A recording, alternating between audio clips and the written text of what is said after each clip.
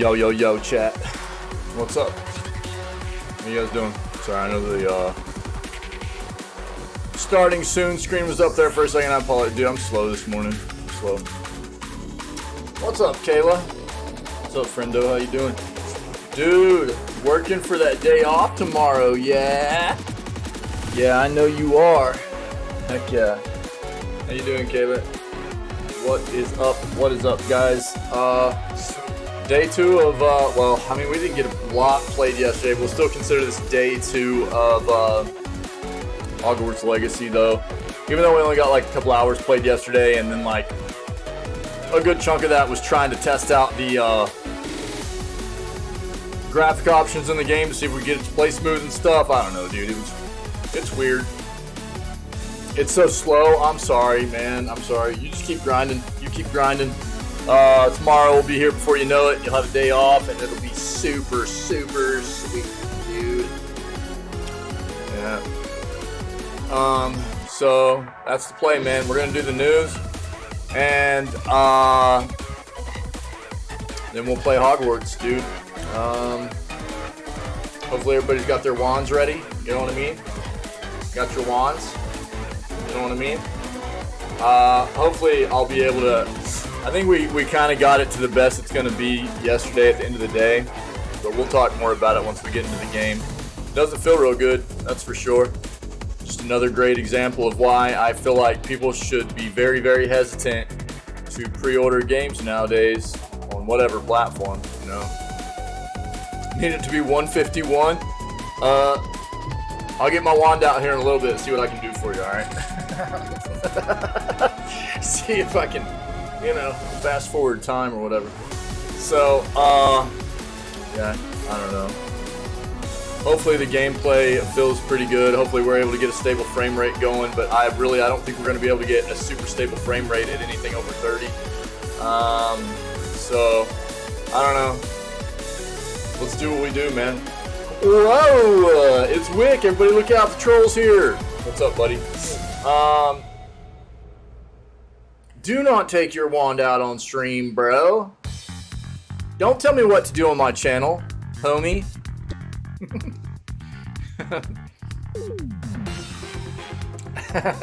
I'm not going to take my wand out. I'm going to take Snape's wand out. That's okay, right? He's getting better. Yeah, he's getting better. Thanks for asking, Kayla. Okay, fine. Word. Yeah, he's feeling better. He's getting there. Thanks. Yeah, he's still a bit under, but he's much better than he was. Yeah, thanks. Copy. Let's go ahead and get into this new stuff. First of all, we're listening to Crypt of the Necrodancer this morning. Yeah, yeah, yeah. Cool. That's the jams. That's the jams we're listening to. Rhythm-based adventure RPG game. Go check it out. Got a solid, extensive soundtrack as well. If you're digging the music we're listening to this morning, you should go take a look at grabbing the Crypt of the Necrodancer OST. Cool. Let's get into the news. Wait, what? Oh, yeah. There we go. My bad. Yeah, it's right here. See it? Down. Down. Got my Snape wand. Yep.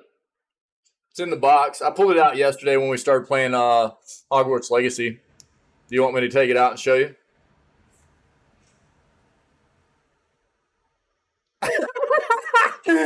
Oh, dude, I knew something like that was going to be coming, dude. So this is actually the... So it looks like one of the boxes that you would get, like that's actually in the movie and everything, you know. And inside, it's actually got like a Snape card and stuff. Yeah, it's got a Snape card inside, and like the inside of the box, it has this really nice like fabric that you kind of pull back, and then inside it's got the it's got like a nice little styrofoam insert that's like lined with velvet, and then the wand's in there, you know. No, I did not. Nope, I got this. Actually, I got this online Got this online. There was a really nice, where did I get these? Etsy, maybe? Something like that. Somebody was selling these on Etsy, and they're pretty good quality. Pretty good quality wands. They're hefty too. It's a solid piece of wood. It's not like carved styrofoam or anything like that. It's a legit piece of wood. Um, that's where I got all these at. So, nope, didn't go to Universal. Got them on Etsy, I think, is where we got them. It's been a while, so I can't really remember. But, yeah. Pretty cool. Pretty cool, pretty cool. All right, let's go. Yeah. That's what I figured it would be. Yeah. Yeah, I figured it would be. That's what I mean. I liked whenever I found them. I really liked. I mean, it even says like Severus on the side of it and stuff. It's pretty cool. They did a good job on these. You know, did a good job.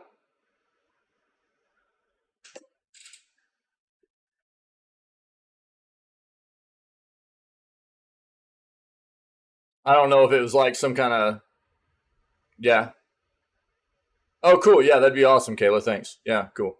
Buy Dead Space, get another new release for 50% off at Amazon. I told you guys we just came across the fact that Target had started doing a buy one, get one 50% off sale. I told you right then, if Target's doing this, it's a good bet that Best Buy and Amazon, big retailers, are going to start following suit and doing the same exact thing. Here we go. So Amazon is now doing the same exact thing. Amazon is following Target and doing a buy one, get one 50% off sale. The good thing about Target doing it is that Target is available in many more locations than around the world than say like Target and Best Buy would be. So that's the good thing about Target kind of following suit here and doing their own sale like this. Nice, that's awesome, Kayla. Cool. Yeah. Let's talk about bullying people for playing Hogwarts Legacy. We knew that was going to happen.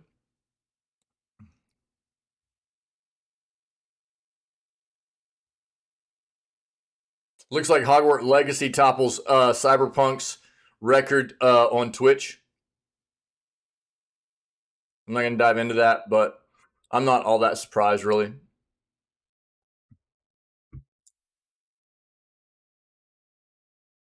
Oh, okay, cool. Right on.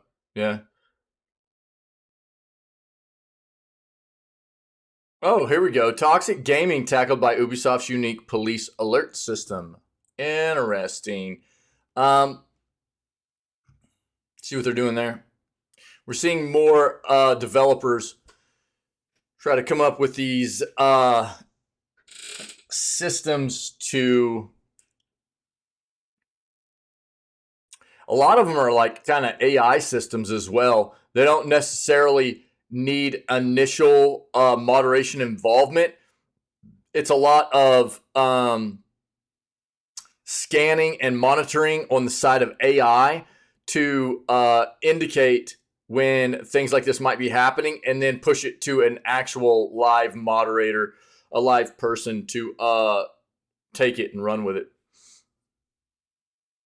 So this is cool. We'll see what's going on here.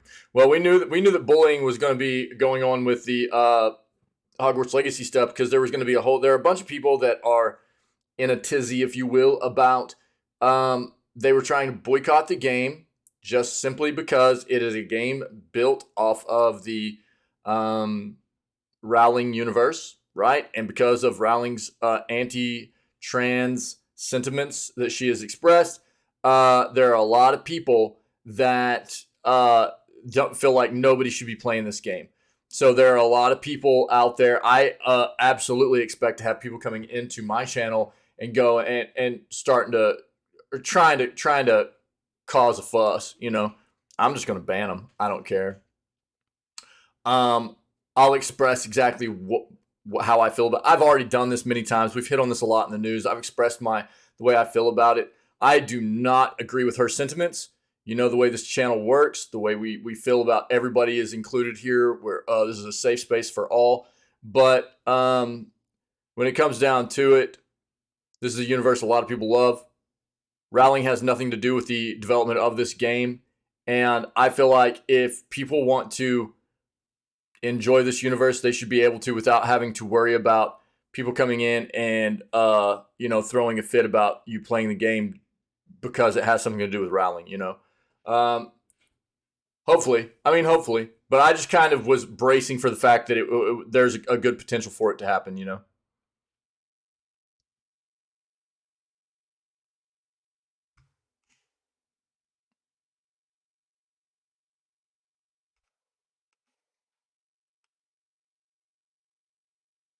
PS Plus free games for February are available now. Yeah, we've already seen what a lot of these are going to be. They should now be available to everybody, so we'll hit on it real quick.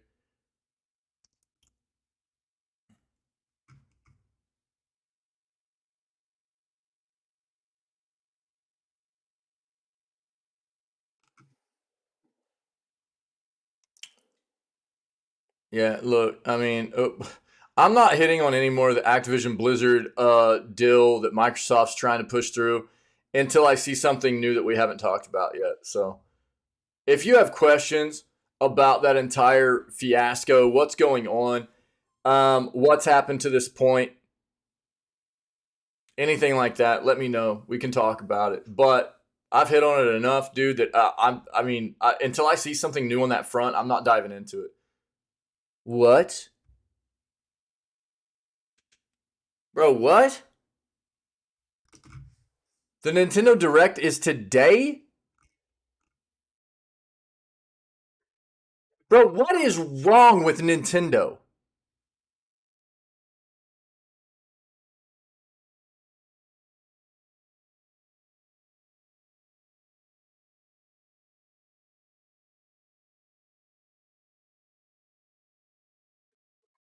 Nintendo Direct today, guys, 11 o'clock p.m. Okay? No. Wait, what?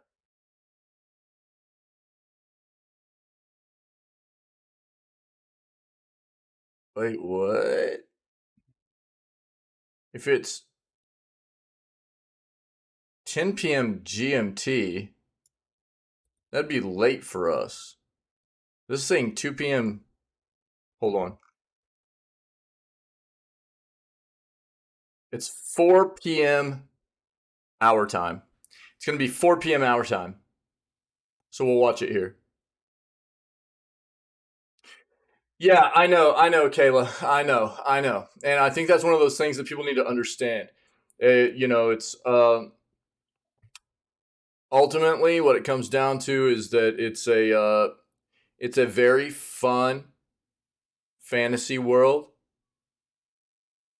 Take away anything that has to do with J.K. Rowling, and the world in and of itself is a very, very fun, immersive world for people of all ages. It's been a great thing for many, many people. And I am not condoning what she said because I don't agree with it. But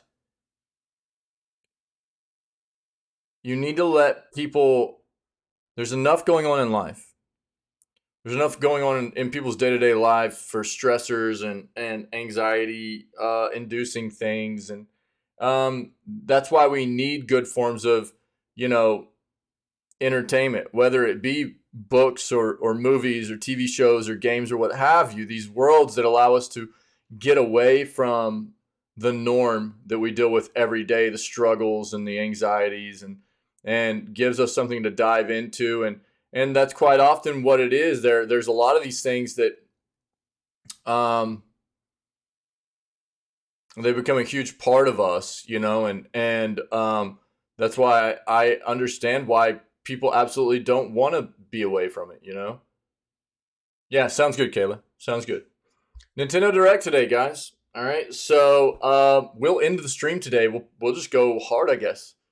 Try to go hard. Here's the deal.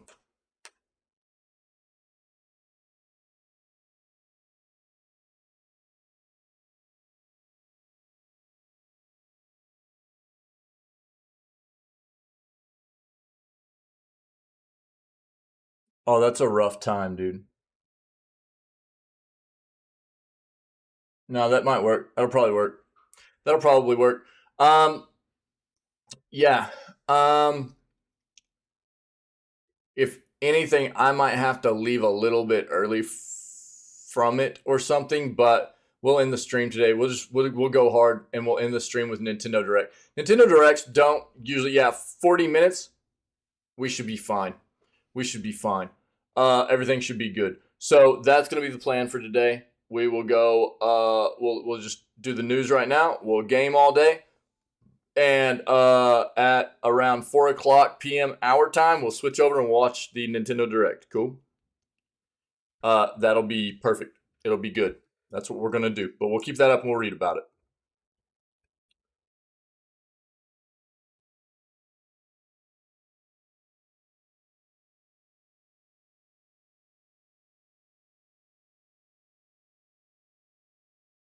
I'll have to put that in the title too.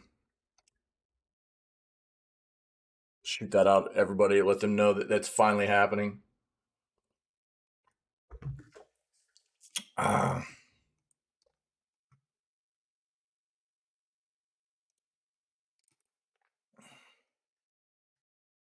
RDR2 update is big news for Red Dead Redemption Online players.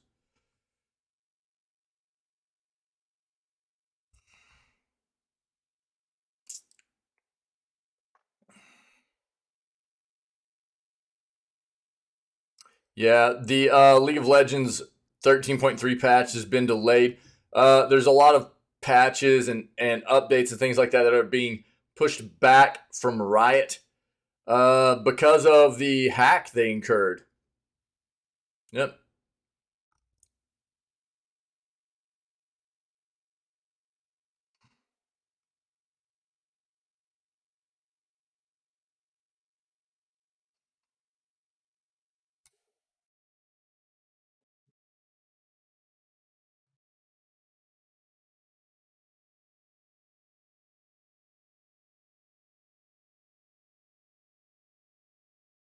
I hate how Nintendo does this all the time. They don't want to tell anybody when they're doing a Nintendo Direct till like within a day of it starting. It's so stupid. I don't know why they do this all the time. Yeah, D4's open beta might be real soon. We kind of hit on that already, but I'll pull it back up for today. A lot of people are interested in D4.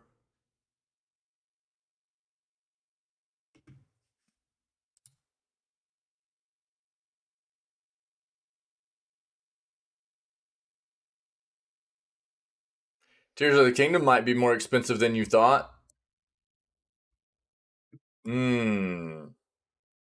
Nintendo jumping into the $70 price point now, yeah?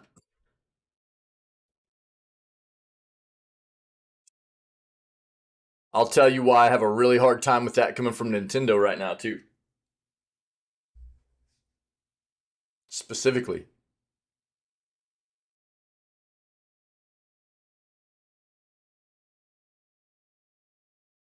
Activision Blizzard makes bank from controversial microtransactions. Nice. This is gonna be a good video gaming news segment this morning, yeah. They usually are, but man, we got some fun stuff to talk about.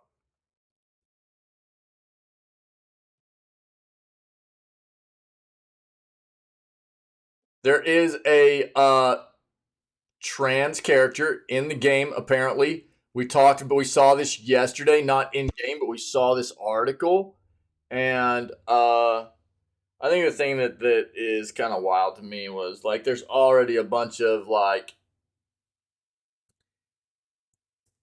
people that have been publicly going, like basically bashing Avalanche and WB for putting this character in the game. Basically going, it's not good enough. It's like, Jesus, you know, I mean, so if there was no trans character in the game, no representation, then they would go, where's the representation at? And now they're trying to incorporate representation for the trans community in the game, but it's not good enough.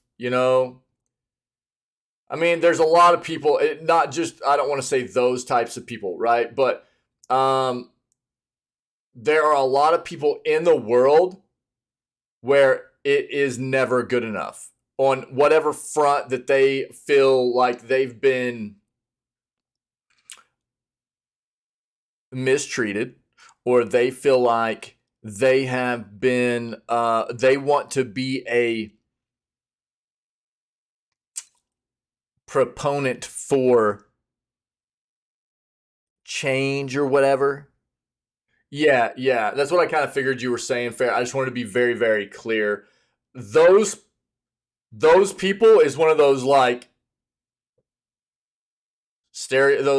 those words we need to be very careful about using. Yo, what's up, buddy? Yeah, good to see you. So, there are a lot of people in the world where it doesn't matter how much people try to do for them to it's just never enough, and that's what that came off of as yesterday. Whenever we read about them like putting an NPC in the game that is apparently trans, there was a bunch of criticism about it from people going, and not criticism going, this character shouldn't have been in the game. Criticism making it seem like it wasn't enough, and it was like, dude, I mean, what do you want? Do you want every single character in the game to be trans? I mean, where's it? Where's the line at? You know what I mean? Like, I don't know. And you guys know how I feel. I mean, I'm dude. I'm all about letting people live their best life and just promoting love and getting rid of hate and discrimination and stuff like that. But it's like, yeah, you just can't satisfy people, right? Right, exactly. Yeah, exactly. Fair. Yeah, give them an inch, they take a mile. Yeah, and look, it's a hard thing to really discuss because obviously there's been a lot of people in the world that have been um, in all different kinds of demographics and for various different stupid reasons, right?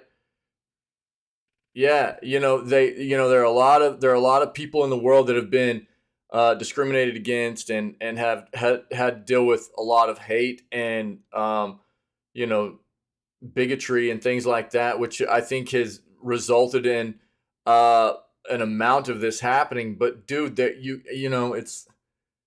it's just weird whenever you see people try to be better and try to do good and try to pull in representation for these groups that have been discriminated against, whatever group it may be, whether it be, for sexual orientation or race or what have you. And then it's just never good enough. And it's like, well, why try then? And all you do is just continue to receive a bunch of hate about people trying to do the right thing. And it's just never good enough. And that's weird, man. And it doesn't come off as like constructive criticism. It just comes off as people being assholes about it, Yeah. Yeah. Yeah, exactly. That's exactly it. Fair. Yeah. Get slammed for not trying. And when you try, get slammed for not doing enough. So what are you supposed to do? There's like, no, there's no, there, I don't understand. I don't get it. So we talked about it. I'm not going to dive into this. We talked about it yesterday and just know that there is apparently a trans character in the game. I think that's great. That's awesome. It's representation, dude, and it's good. And it's not like it's a subtle thing. This NPC actually talks about how a lot of people don't recognize them because now they are a witch and not a wizard, is basically the gist of how the conversation comes off. We'll come across it in game and I'll point it out. But I guess for a lot of people, it's just not enough. you know? Yeah, I mean, that's for sure, dude. Yeah. Yeah. And a lot of people just want to be hate-filled, angry kinds of people. We talk about that a lot, right?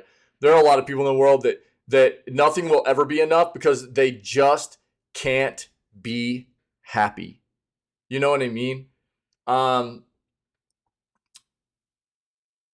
there are a lot of people in the world that just can't be happy, dude.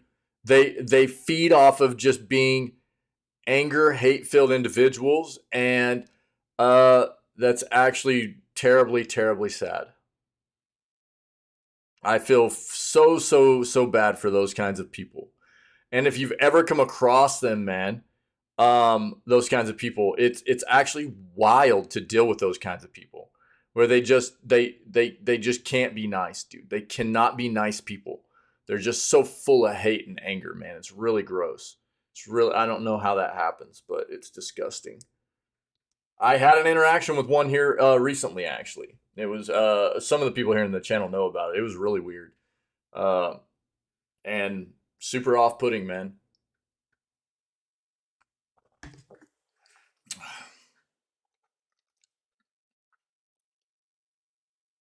Bobby Kotick, this dude needs to be ousted. Activision Blizzard CEO is who this is. If you didn't know, um, this is like this dude has been at the top of Activision Blizzard throughout all this stuff that we've found out about the frat culture and the misogynistic crap that's gone on, all the lawsuits they've had to deal with for sexual stuff that's happened within the age. Dude, he's still there. I don't know how. Yeah, dude. I mean, that's what a big part of this community's about, you know? Yeah. I mean, there's definitely not enough just love in the world. I think that's what's crazy is it's just you just constantly see so much hate, negativity, and whenever you do actually see something wholesome and nice, it's like you're almost blown away by it because it's so rare anymore, you know? And it's pretty rough. This dude.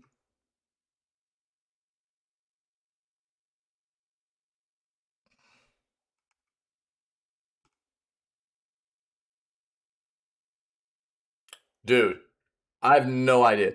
Especially after there are things that have come out about things that he's even said to like his assistants and stuff. Bro, I don't know what.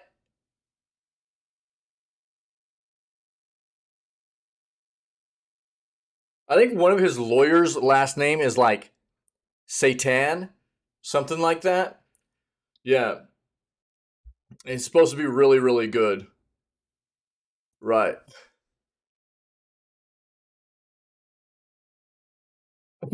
Ghost, I'm glad to hear that. The PC port doesn't feel very good. I'll tell you that, buddy. The PC port feels very unoptimized. I played a couple hours of it after it finally released yesterday on Steam, and the PC port doesn't feel very good. It's very unoptimized. A lot of stutter, a lot of frame rate drop. It's pretty gross. Pretty gross. But I'm glad that you're enjoying it. I'm glad you're enjoying it. Yeah. Dude, this is just something that happens all too often. And this is one of the reasons I wanted to play it. There are so many people in the community that wanted to play the game. And I wanted to play it. I'm a PC gamer, dude. And it happens all too often. And more often than not, it's on PC. Developers just can't release games good on PC, dude. They just can't do it. Almost, usually, I would say about 70 to 80% of the time, a game will release and feel pretty good on console if it feels good on anything, and then it'll feel bad on PC. I don't know what the deal is. Keyboard and mouse ferret. Yeah. Yeah. So, but we'll mess around with it a little bit more and see if we can get something at least steady. Fine for you on PC. I had to lower my frames down to like 30 frames to get a steady frame rate. It doesn't feel very good for me. I'm getting a lot of stutter. You can look online. There's a lot of people having issues. Yeah, I mean, that's usually the way it goes. There's like, there's a lot of different, I mean, understand this. It is not lost on me that PC games and developers have quite the task on their hands for releasing a game optimized for PC, right? It's a much different thing than his gameplay was fine. I don't know, dude. It's a much different thing.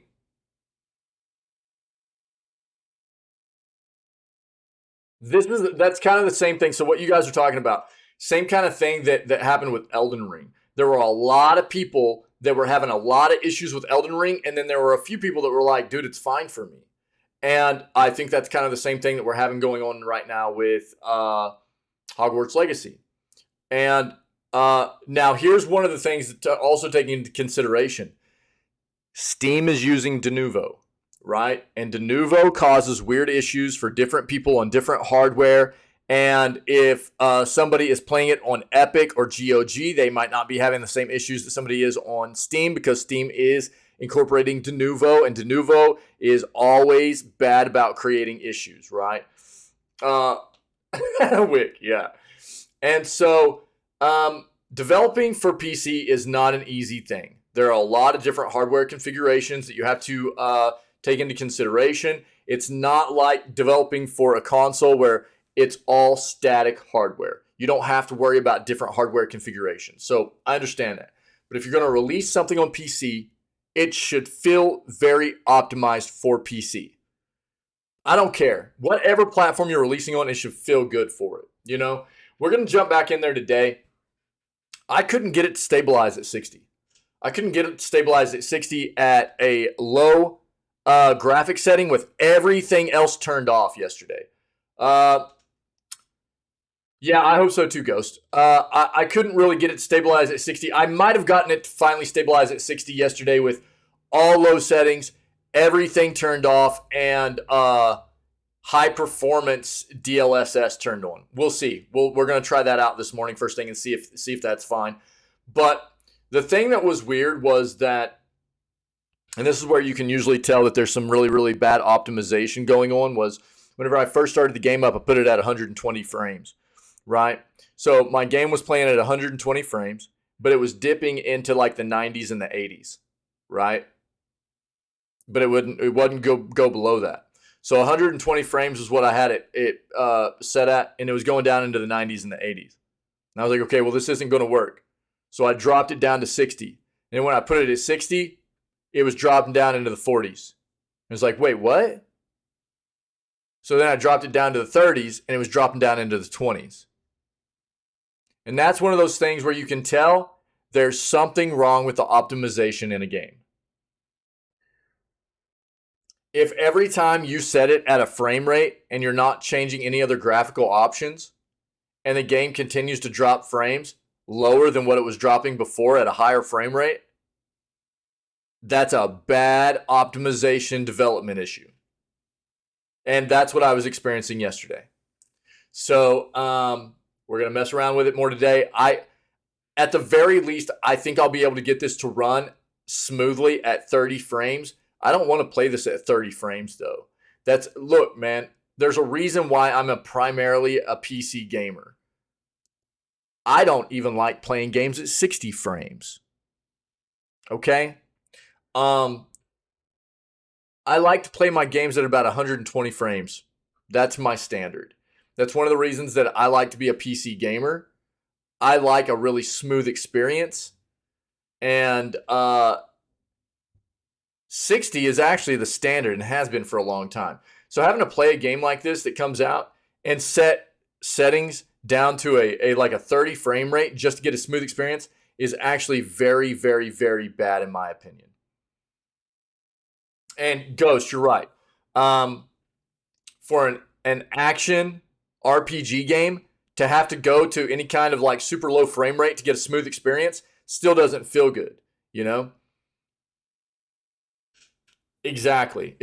Now, Yesterday, at the end of the day, I did set up DLSS performance. I had to put in dedicated performance DLSS settings, and it started leveling out at a pretty flat FPS. I wasn't getting near the frame drop I was before. So the DLSS, setting it at a dedicated performance DLSS or ultra performance might have fixed the issue, but I need to get to a cutscene. I need to see another cutscene because the cutscenes were getting obliterated yesterday. I'm talking like cutscenes were going down into like the 5 and 10 frames per second, man. Yeah, the game had a recommended graphic setting for my hardware of high, dude. With everything turned on, dude. You liked those cutscenes, did you, Wick? Fair. When we start the game back up today, dude, I'll have the game run its settings again. I'll have it run its settings again and turn everything back on. Yeah. Yeah. Yeah, I'll show you what the settings would be for the game. Because that's the first thing it does. It actually checks your settings and runs it all out and puts the game into what settings it feels like you should be running. And that's what I went with initially yesterday. Yeah. Keep the blood pressure low. Take your wand out. Relax a little. Jesus, Wick. So, yeah, look. I mean, Wick just, thanks for doing this, Wick. I know you're kind of trolling around a little bit, but Wick put the PC stats in the chat just a second ago, and I mean, I'm running a 3070, dude. I've got a 5900X in this thing. I've got 32 gigs of RAM. This is not a slouchy PC, you know. So the and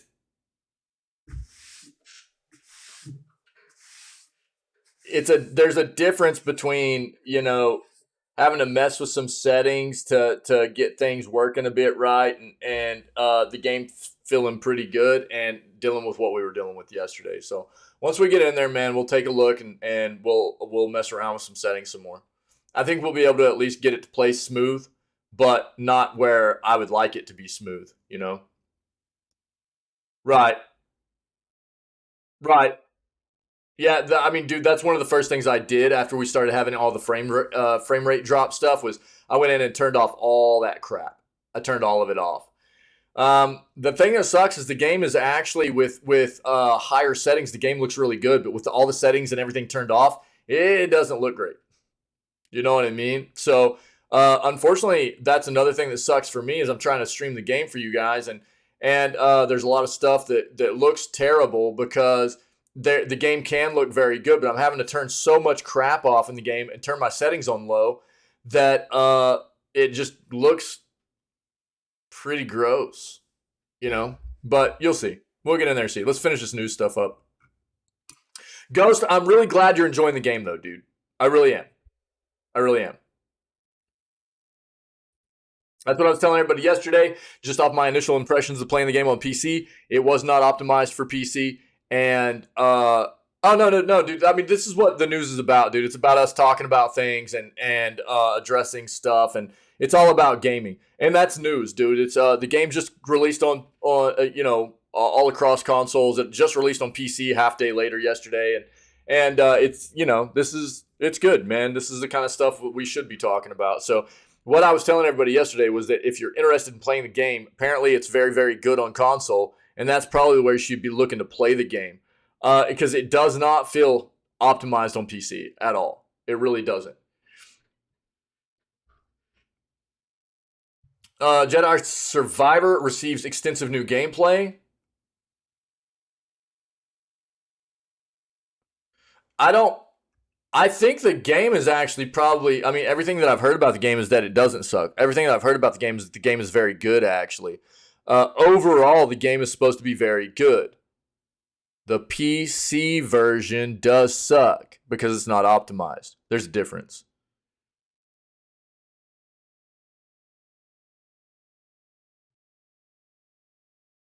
I know you're trolling, Wick, but I don't want people to get confused. Yeah, Nintendo Direct today, guys. We're gonna watch it to the end of the day, okay? Looks like Judas, the dude. If you guys have not seen the trailer for this, they'll probably have it in here, and we'll watch it. This game looks so very, very, very Bioshock, and it's got a release window now, so we'll see. Fan favorite Sonic game gets stealth release on Steam. Okay.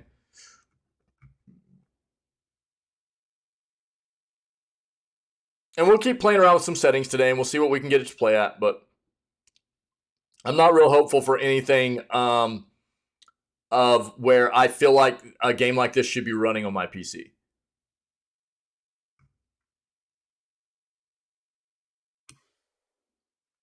No, no, no, I don't. I really don't. Nope. Because I mean, again, there's always a difference between whenever you play a game. Because, dude, I've played some very, very graphically demanding games. You talk about a game like... Now, what I will say is, because I encode through my graphics processor, right? So I encode through my 3070. I don't encode with my CPU. So it's doing the work for outputting everything to you guys. My GPU is. But the GPU is better at doing that than the CPU is. I've tested things. But I have been streaming for coming up on 2 years now. And I've played some very graphically demanding games. And I'll give you like 2018's God of War, dude, came out, right? There's a difference between a game that is very graphically demanding, and I played it on release on PC, and it felt great. It was very, very well optimized. We were able to play it at like a medium settings, great frames, no kind of frame drop or everything. Whenever I first started playing it, I had to mess with some visual settings and stuff to get things working smoothly. But outside of that, dude, it was very, very good. And the difference was it was OBS that was kind of having issues and not me.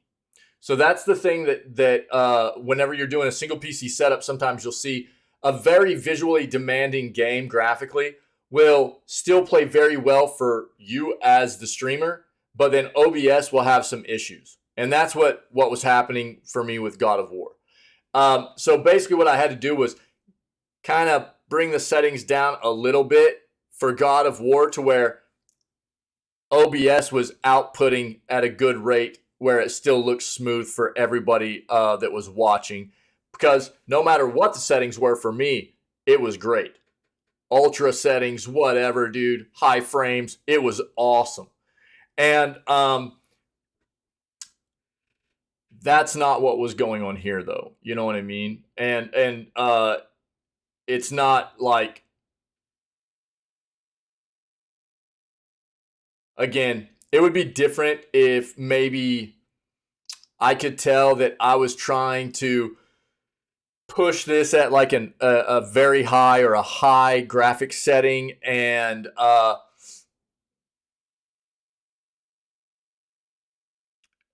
it seemed like OBS was just having a really hard time, and it was affecting my gameplay and everything too. But dude, it's definitely just not optimized, is what it is. For sure. Again, I mean, I'll pull up an article here in a moment, but there are plenty of people online as well that are having issues with this game visually on PC outside of just myself, and they're not streaming it either. It's all over the place, man. It's all over the place. They didn't do a good job with optimization.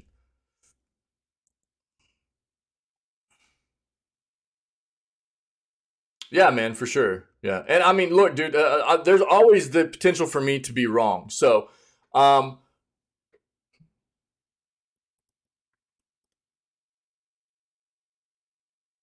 developed a skill over the years of leaving myself a bit of room to go, yo, I was wrong. I'm sorry. I think that's one of those things that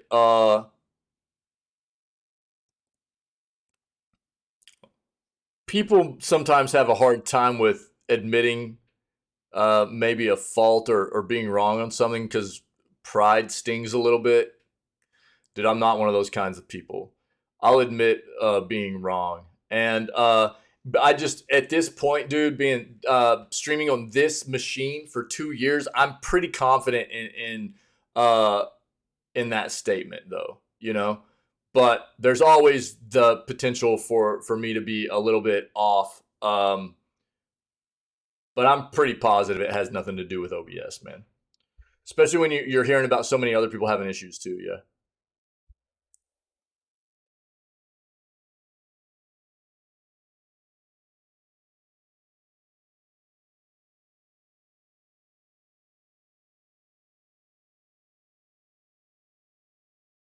Mm.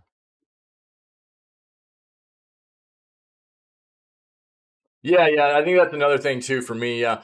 Um, I try to always if I'm talking about something that I'm not very educated on. I try to preface my statements with that and go like, look, I'm not the most educated person on this topic. I would need to do some more research myself. So you know what I'm about to say, don't necessarily go regurgitate this and because I'm not the smartest person in this area. What I dude, I am one of those because there's too much misinformation in the world. You guys, I talk about that all the time. I hate the fact that there are people that just take anything they hear and they go regurgitate it as fact, and that drives me crazy. That's one of the biggest things that's wrong with our world, man. They take anything they hear on a quote unquote news station because most news stations or news outlets aren't actually factual news anymore, and they just go spew it out to the rest of the world, all their friends and family and stuff, even though it's most of it's just twisted, contorted misinformation, and that's why I try to get people to understand that fact. Social media has been a very big proponent of that. Yeah, catalyst for the misinformation being tossed around. Absolutely, but that's why I try to get people to understand. Like, if you hear something out there that you're thinking about telling other people, and you've just heard it once from one side or whatever, go do a little bit of research, man, and make sure that you're not like pushing misinformation out there. I don't care if you heard it from me or you heard it from a news site or whatever. Um, check your facts, dude. Go check your facts. There's too much misinformation out there. Looks like Fire Access has launched a 3-hour Marvel's Midnight Suns demo. We saw it yesterday in the news. Apparently, Midnight Suns, even though it's been a pretty highly rated game across the board, people have had a good time with this game. It's being considered a flop right now as far as profit goes.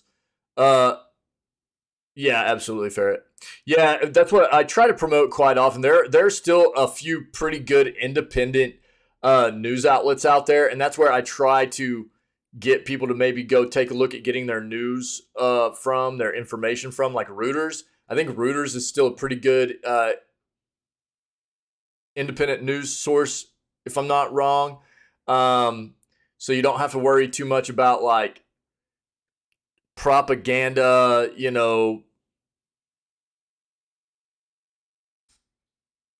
some whatever they want their agenda to be pushed on people. What the way so many new other news outlets are. There's so many news outlets that have some kind of agenda they're trying to push on people and contorting news to get people to believe certain things or whatever. But I think Reuters is actually, yeah, yeah, yeah. Reuters is actually still a pretty good independent news because most places aren't independent anymore. They're privately owned organizations. They've got some kind of agenda and propaganda they're trying to push on people and stuff, and it's really gross.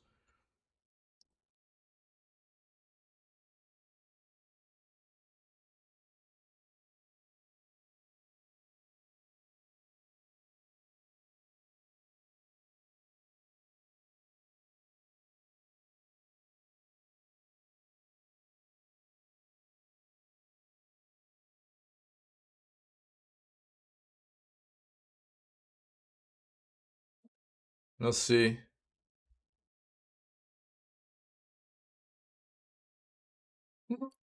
Don't have rhythm?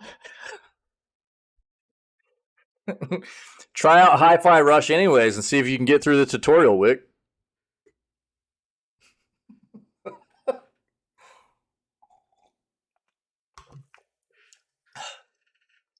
Yo, for reals though, I'm trolling Wick right now, but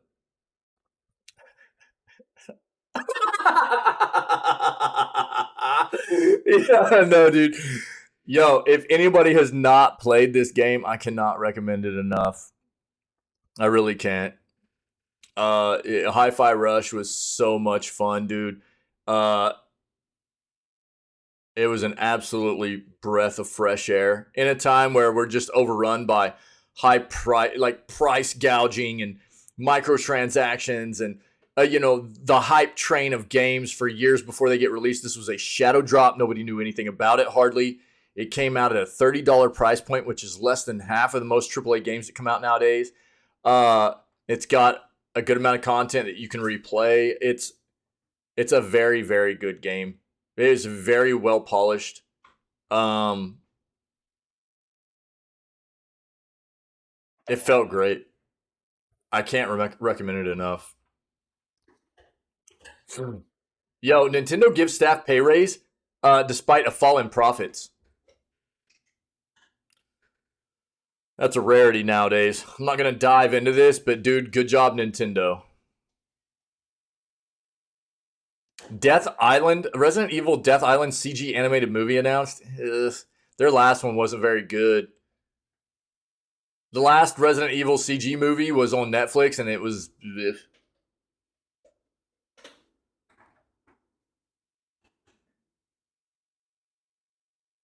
All right, let's stick with this. Let's get in here.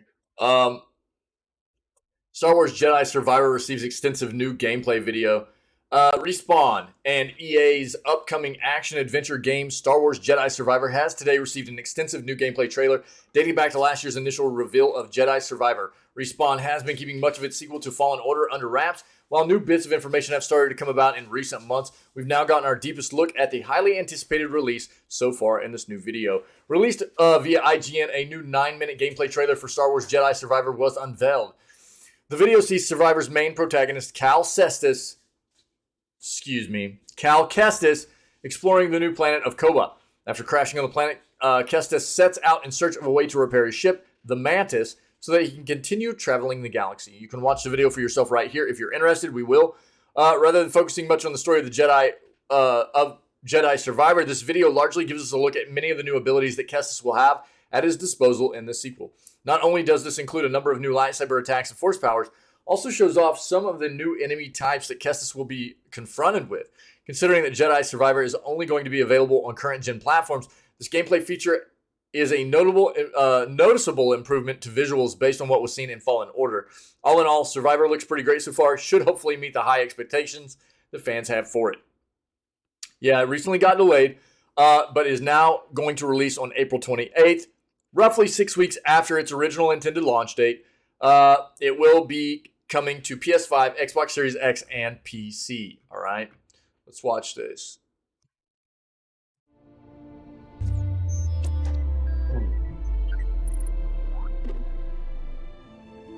Star Wars Jedi Survivor is February's IGN first, and to kick it all off, we're introducing you to the world of Kobo. I think that's one of those things, dude. That's one of those things that's kind of culture based too. You know, enjoyed this look at 9 minutes of gameplay on Kobo, and be sure to check IGN all throughout the month of February for much more Star Wars Jedi Survivor. I don't think nowadays you would see that anywhere in America. Okay. In a company that big. Mind giving me? I think a big part of that's just Japanese culture. They're better at taking care of one another. That is than like people are in American culture, you know. We have our target. Now let's reach it.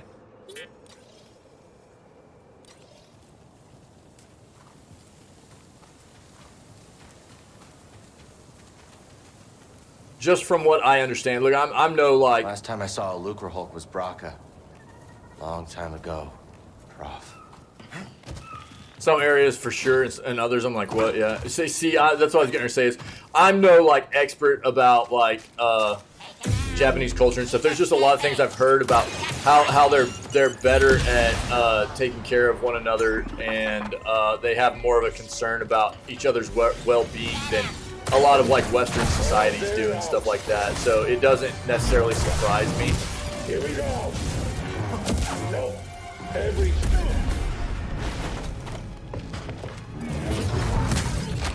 I mean, I am surprised because just business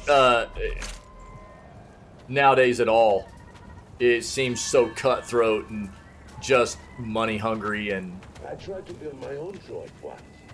Fascinating. And how did that go?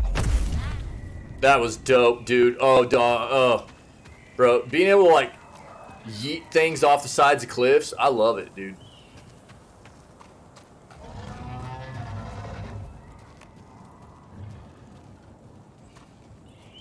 That's awesome, though, dude, that Nintendo's been doing that kind of thing. Hey, there's something to be said about taking care of your people, man. You know, that I think a lot of businesses have lost sight of.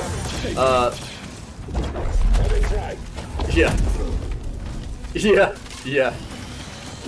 Taking care of taking care of your people is a huge thing.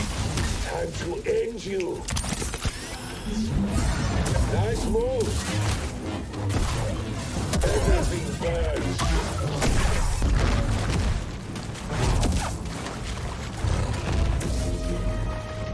That was sick, dude. Wait, he hit that rock and it still affected the rock and everything. That's great.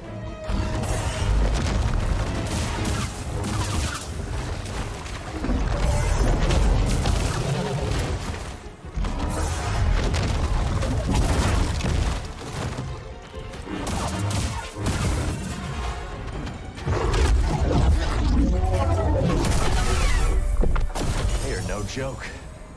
No replay value? That feels bad.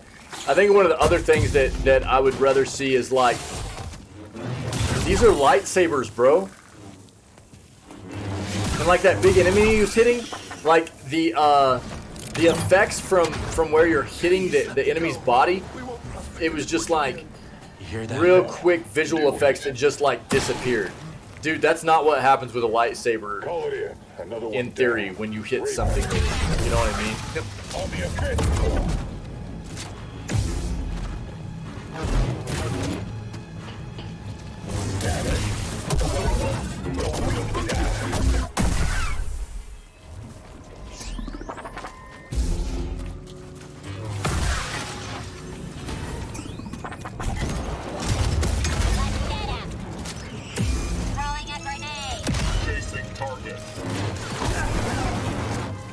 I think I'd rather see those effects like remain permanent on the body and stuff. Yeah, I was kind of thinking, but I mean, You think I can do that, BD? yeah, I mean, yeah, obviously, it's like if you hit something full on, it's just gonna like cut through it like butter, right? But it's weird that it like. It just disappears like nothing hit it after about a second and a half, you know? Instead of there being some kind of visual remnants of you like hitting a big enemy like that, you know? I'm not saying it needs to be like spilling its guts everywhere off of one hit or anything, but like maybe some kind of permanent visual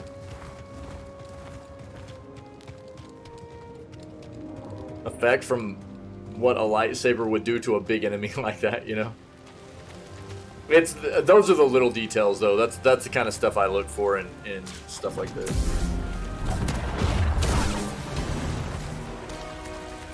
Yeah, I know. I was thinking the same thing.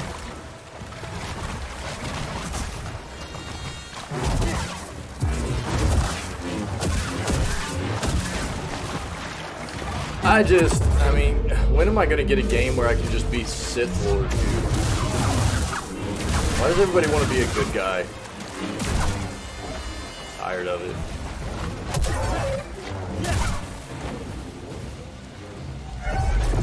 I wonder what we're gonna get some news about? That was dope. When are we gonna get some news about Knights of the Old Republic remake ever getting back into development status since it's been put on like permanent kind of hiatus for now? Yeah. I mean, I've played the old Knights of the Old Republic games, but I mean, if you didn't know, you know, they were remaking Knights of the Old Republic and it got absolutely shut down. Did you hear about that? Gotta unlock this. It was pretty wild. Always on point. Bomber jacket, sick. I had a bomber jacket when I was a little kid. I loved it, dude.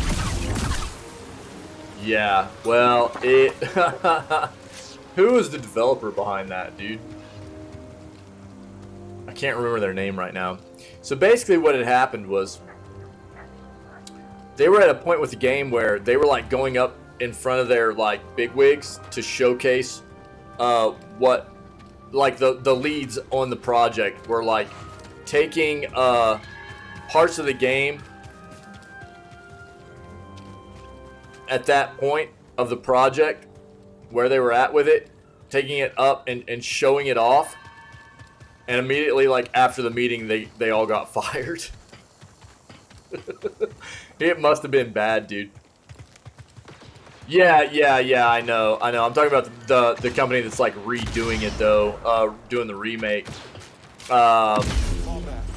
Thanks though, dude. So basically they were like they took the game in to show it off because there was this meeting set up, and immediately after the meeting, dude, the main creator, like creative director, like lead designer, stuff like they all just got fired. It must have been terrible, dude. Because this is one of the like Coder, especially Knights of the Old Republic 1, right? Like that is highly regarded as like the best Star Wars game of all time. Not everybody's going to feel that way, but across the board, consensus-wise, for gaming fans of Star Wars games, it's highly regarded as like the best Star Wars game of all time, right? So, redoing that game is going to have to be done very, very well. It's going to have to be done right. I'd like to know what's in them And too. But we don't have that kind of time or reason. I don't know, dude. So no. The brass And did please not tell like us. what they saw, and they literally just fired everybody that was in charge of what was being made at that point. I don't know where. I haven't heard a whole lot more about what's going on with the game development at this point. So, well, that looked good, dude. That looked pretty good. Again, I mean, what we heard was that they wanted another 6 weeks to polish this up, because if you don't remember, man, the first Jedi game that came out, right, Star Wars Jedi, it was a bit of a mess on release. People love that game now. They have for a long time. It is a highly regarded game now. But on release, it was a mess. 1 second.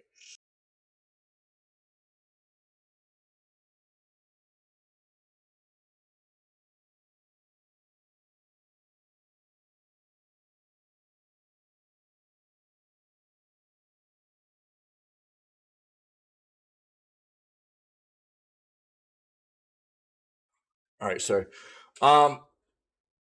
So they were, they kind of came out and were like, yo, we need about 6 more weeks to make sure that this is going to be a better release than what we had in the first iteration of this series, Funny part of Coder 1, if you focused your character a certain way, you could wreck everyone with blasters, dude.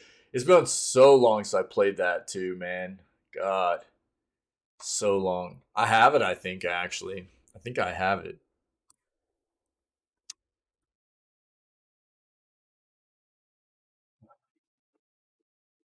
We could go back and play it. Yeah. Yeah, dude, I've got both of them. That was the great thing about those games, though, dude. You could just decide which side of the Force, or like if you want to be Force or Dark Side and all that. I got a ton of Star Wars games, dude. A lot of them I've never even played, man. Yeah, that would be a nice throwback one to go play for sure. Yeah. Yeah, we might have to do that. There's Stardew, bro. Or that's the soundtrack. Wait, what? Why do I not have that installed? Weird.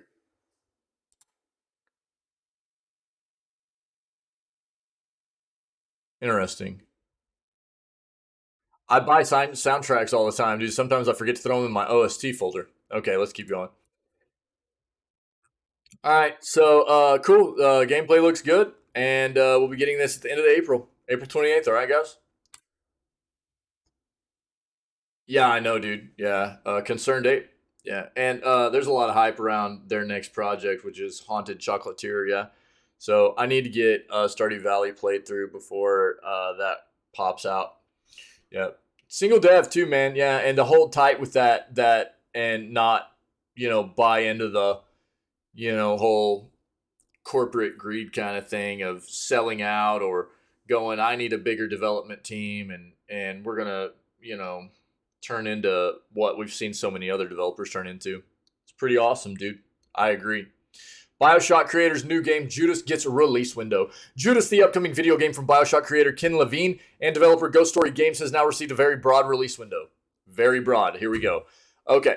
After years of silence, Ghost Story finally announced Judas at the end of this past year at the Game Awards. Yep, we saw it. And immediately, dude, on seeing it, I was like, dude, this looks like BioShock. While details are still sparse when it comes to what the game will entail, we now have a general idea of when we'll be able to play it in the future. Also, if you didn't know, BioShock 4 is in development. It's been in development for a little while, but they're trying to make BioShock 4 like an open world game, which I don't know how that's going to flow really. We'll find out. In a new discussion with IGN, Take-Two Interactive CEO Strauss Zelnick outlined the release plans for Judas. Zelnick, who's in charge of Ghost Story Games, as it is a studio owned by Take-Two, stated that Judas is part of an upcoming lineup of 87 games that are planned to release by Take-Two before the end of March of 2025. A more specified launch date or window for Judas wasn't given by Zelnick. The game is at least now confirmed to be arriving at some point in the next 2 years. That is a very, very large window. Yeah. So, when it comes to Judas in particular, the only thing we know for certain is that the game is in development for PS5, Xbox Series X, and PC. Given that we've now seen the first trailer for the project, there's a good chance that we could catch more glimpses of it in action throughout 2023. To that end, be sure to stay tuned to our ongoing coverage here on comicbook.com to learn more about the game. Here's what you need to understand.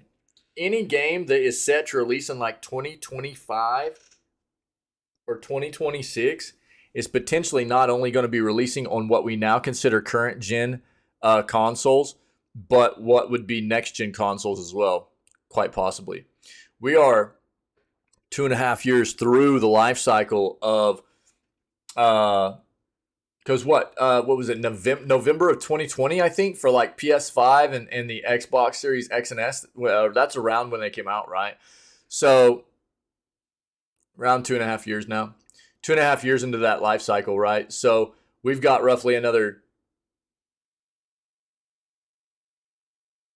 2 to 2.5 years before we're going to see the new consoles come out from like PlayStation and Xbox. Yeah, that's wild to think about, right? But that's the turnover.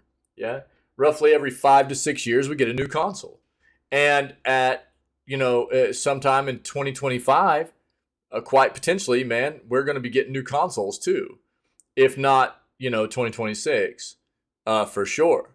So, right now this is what they're being touted as, right? But if it's going to release in 2025, there's probably a pretty good chance that, yeah, it'll come out on what we consider now the new gen consoles, but it'll actually probably be hitting on next gen consoles as well. But we'll keep track. That's a long ways away. Fan favorite Sonic game gets stealth release on Steam. Steam users already have access to a number of great Sonic games, but the number grew this week with the release of Sonic Colors Ultimate. Without any advance warning, Sega added the game to the platform, only notifying users after Sonic Colors Ultimate had already been made available. The remaster released on other platforms back in September of 2021, including Nintendo Switch, PlayStation 4, and Xbox One. Steam users were left to watch on with jealousy. But Sega has now made up for that glaring omission. The title will normally cost $40, But Sonic Colors Ultimate has an introductory price of $27.99. The discount will be available through February 13th. Tweet can be found here. Sonic Colors debuted on the Wii back in 2010. Releasing at a time when the Sonic franchise had been struggling, the game quickly became a fan favorite. In 2021, Sega released the Ultimate version, which was a remastered version of the original title. Featured a number of improvements, including enhanced visuals, improved performance, and more. And one change that we should be welcome to younger players, Ultimate also offered unlimited continues, rewarding players that receive higher ranks as opposed to punishing those that struggle with the game stages. So basically, it incorporated a participation trophy mode for people. Sorry, I can't help myself. That's Wix mode right there. Sorry. In 2021, I reviewed the PlayStation 4 version of Sonic Colors Ultimate, giving the game a score of 4 out of 5. Yeah, dude. Yeah. I found that the PS4 version offered great graphics and gameplay, but found the cutscenes did not seem to offer the same visual upgrade the rest of the game received. In a 2022 piece detailing the best Sonic games offered on current video game platforms, bro, I listed Sonic Colors Ultimate alongside classics like Sonic Mania and Sonic CD. It's worth noting that the list was published several months before the release of Sonic Frontiers, but readers interested in seeing which other games made the list can find it right here. I'm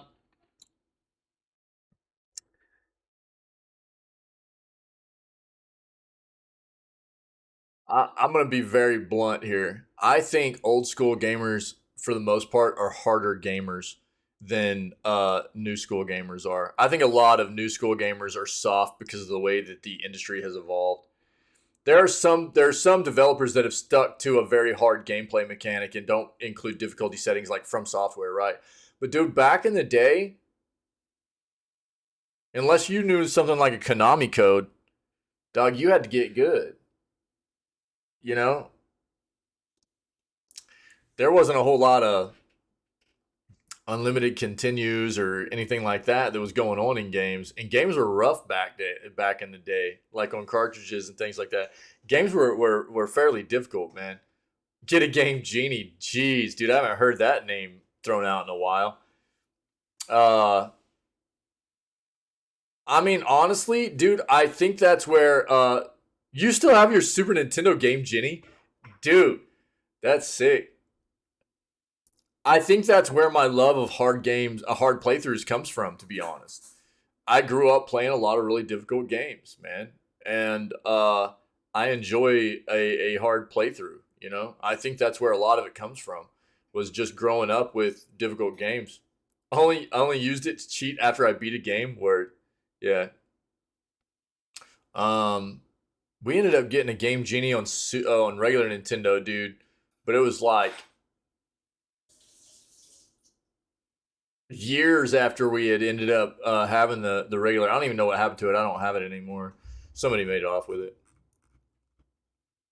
And I'm not stereotyping everybody this way, but gaming, you can't deny the fact that gaming in and of itself has changed, dude, to be different than it was originally. You know, gaming used to, I think most people would agree that grew up with the evolution of gaming from, you know, what would be more considered its early incorporation and development and maybe kind of its infancy and stuff to what it's become today. It was a more brutal kind of experience back in the day, trying to get through games and you had to get good, dude. There wasn't a lot of way around it. Other than maybe a Game Genie, you know what I mean?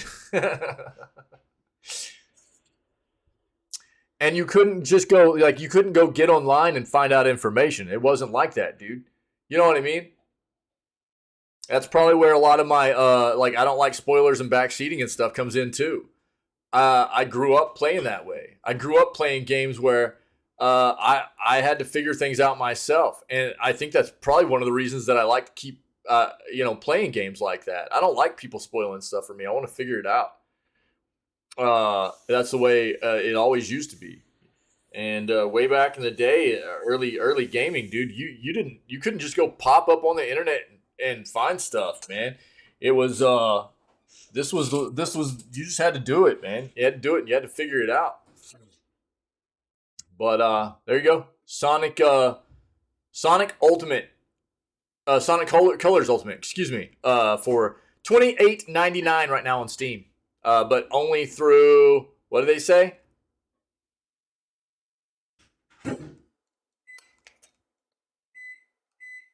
Dude, where's that date at? February 13th.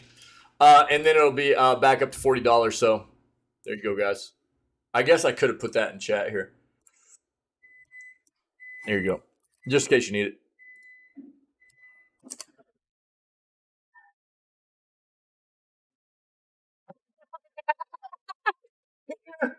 Fair. That's funny, dude. I don't even remember what it was at this point. I don't even remember. I've seen Wreck-It Ralph. Dude, it's been a long time. It's been a long time. Remind me, dude. Fire Access launches 3-hour Marvel's Midnight Suns demo. This is another oh, was it the Konami code? Was it? That's funny, dude. Yeah. So dude, I remember playing Contra. That was like the only way for me and my cousin to beat Contra, though. Contra was tough because I was really young, but I played Contra with my cousin. That was the only way we were able to get through it, was actually using the Konami code. Yeah. Contra was tough. I was really young back then, dude. Yeah. Yeah. So we read yesterday that basically Fire Access is considering Marvel's Midnight Suns to be a flop at this point. Not for lack of people reviewing the game well, but for lack of sales. And that's kind of wild. But you could tell that there was a bit of a lull in their profits off of this game, because it was like really, really shortly after they released the game that they were already having like massive sales on the game and stuff. I mean, dude, within a couple weeks after it released, they were already putting sales out everywhere, and now they've got a demo out for it and stuff too. They're trying to get people in to play this game. It's supposed to be very good, dude. And you know what's crazy to me too is I really felt like after Arkham Knights being as bad as it appeared to be, I didn't play it, but as bad as Arkham Knights appeared to be, I figured that people that were really, really itching for a superhero game would probably find their way into Marvel's Midnight Suns, and this would do well because of the fact that Arkham Knights didn't do well, you know? You did play it on release, Arkham Knights? Yeah, how'd you feel about it?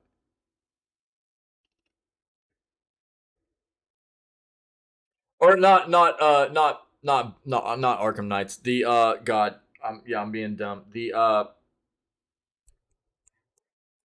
sorry, thank you, Ferret. Why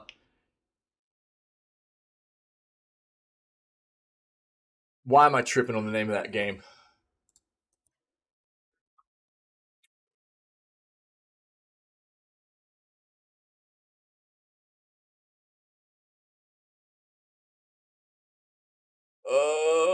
What is the name of that game, dude? I'm at enough copy. Here, it's probably on Steam, right? It's Gotham Knights? Thank you, dude. God, I'm so used to saying Arkham Knights all the time, dude, that I've done that numerous times. I know, and I apologize, guys. Thank you, brother. Thank you, Ferret. Yeah. So that's what I was talking about. Not Arkham Knights, dude. Gotham Knights. Yeah. So Gotham Knights was apparently not very good on release, and I just really figured that because Marvel's Midnight Suns released pretty shortly after Gotham Knights, I figured that this would do even better. It would kind of set the table for this to do well if it was reviewed well, which it was. But I guess it didn't matter, man. Maybe people are just kind of done with superhero games right now. I don't know, man. I don't know what's going on. Fire Access has launched a 3-hour demo of Marvel's Midnight Suns, available to all Xbox Series X and S players, as well as any PS5 Plus premium subscribers. Trial is available until January 27th of 2024, so just under a year. Sharing the news on Twitter, director Jake Sullivan wrote, Midnight Suns is 100% the game I wanted it to be. Take-Two and 2K gave us all the time and resources we needed to make the game of our dreams. There's a free trial now on Xbox and PS Plus Premium, so go play it. No excuses at this point, he added. The tactical role-playing Marvel game, originally slated for an early 2022 launch, faced a number of delays before it was released in December. In a 4-star review, Enemy wrote, Marvel's Midnight Suns is another essential Fire Axis title, this time blended with superheroes, smart use of the Marvel license, and some bold choices mean this is essential for turn-based tactics fans, even if the young adult, Abby nonsense, might not work for everyone. Following the release of the game, fans discovered 2 post-credit scenes that hint at a sequel, and last month, the first of 4 expansion packs was released for Midnight Suns. The Good, the Bad, and the Undead introduced Deadpool to the game, alongside new story missions, a tasty new Abby upgrade, and some stylish cosmetics. Future expansions released through 2023 will introduce Venom, Morbius, and Storm to the game. However, Storm's spicy. However, earlier today, the CEO of Take-Two said it was possible the release window wasn't perfect for Marvel's Midnight Suns after a disappointing commercial performance. Yeah, so I don't know if you need info out of this, I'll throw it in, but they're trying to do everything they can. You like Jean? Yeah. You don't put it in crazy, bro. Jean's crazy, Doug. She might come off as cool. Jean's nuts, Doug.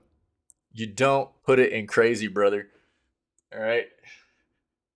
Look, dude, if I can teach you anything, it's going to be that. All right, dude.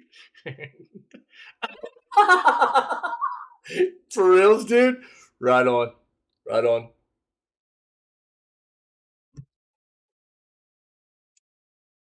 Yeah. Well, yeah, I mean, fair. What you said previously there, too, if they're done with the superhero games because studio publishers, devs are writing too much on the game selling because of the name and not the quality. Brother, that's so many devs, though, you know? And I mean, I think that's what we're starting to see is a trend of developers starting to lose finally, whether it be Ubisoft, you know, they've leaned on things like Far Cry and Assassin's Creed for so long, or, there's a lot, dude. There's a lot out there. You know, they've leaned on titles for so long, and it's not about quality, right? They've just leaned on their name. They've leaned on their reputation. They've leaned on their iconic series that they have. I think CDPR is one too. If they don't get their crap together, dude, I think they're going to go down the drain. I think Square Enix is another one. I'm seeing a lot of trending, dude, in that direction. And whether you talk about a specific genre, superhero-based games, or you talk about developers as a whole, I think people are getting tired of it. And I know I am. I want quality. I don't want games being reskinned and just thrown out at me every single year with the same name but a different environment. You know, like I'm just tired of it, dude. And I think a lot of other people are kind of getting into the same mode with that. I mean, maybe I could be wrong, but we're starting to see a little bit of change, I think, in a way when it comes to things like that, for sure.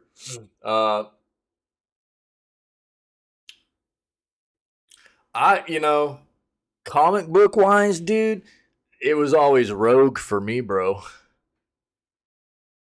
I liked me some Rogue, you know.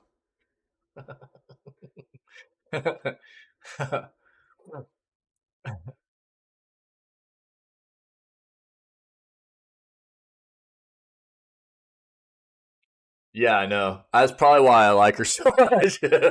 It's like that. It's that the forbidden fruit. You know what I mean? It's that forbidden fruit, dog. You know. But the movies, dude, it was Storm. You know, Halle Berry, dog. Yeah.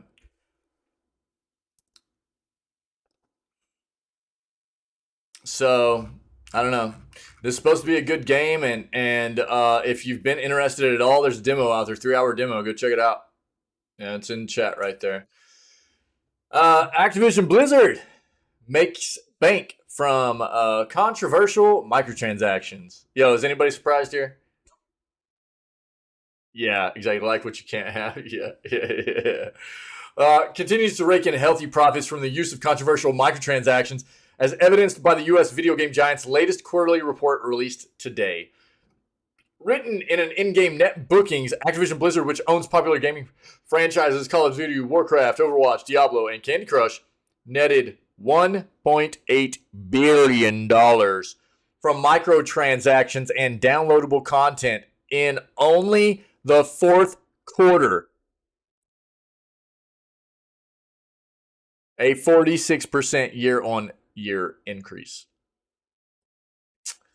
In-game net bookings for the entire fiscal year were $5.4 billion compared to $5.1 billion in 2021.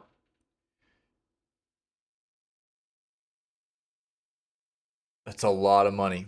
Microtransactions refer to the business practice of charging players to use in-game features of supposedly free-to-play titles. They also go by the pejorative pay-to-win term. Activision Blizzard copped negative press on the release of its anticipated dungeon crawler Diablo Immortal. Don't you guys have a phone? Gaming news site Kotaku in before Ferret. Gaming news site Kotaku called it a greedy, money-sucking game that could cost upwards of $500,000 to access the full gamut of the game's features. This was the breaking point for me with Blizzard. Anybody that's been around here very long knows that like Blizzard is a huge part of who I am as a gamer. Dude, I have busted out I still have my boxes of Diablo 1, Diablo 2, Lord of Destruction, World of Warcraft, Wrath of the Lich King, Burning Crusades. I've got all that stuff. I loved Blizzard, dude. Once upon a time. And they started losing me on D3. They started losing me on D3 because I could see that they were changing into something different. They weren't the same developer that I once loved. And they've continued to turn into something different. And the Diablo Immortal thing was just like the end of it for me, man. I just couldn't do it anymore. Started losing you when they took forever for StarCraft 2.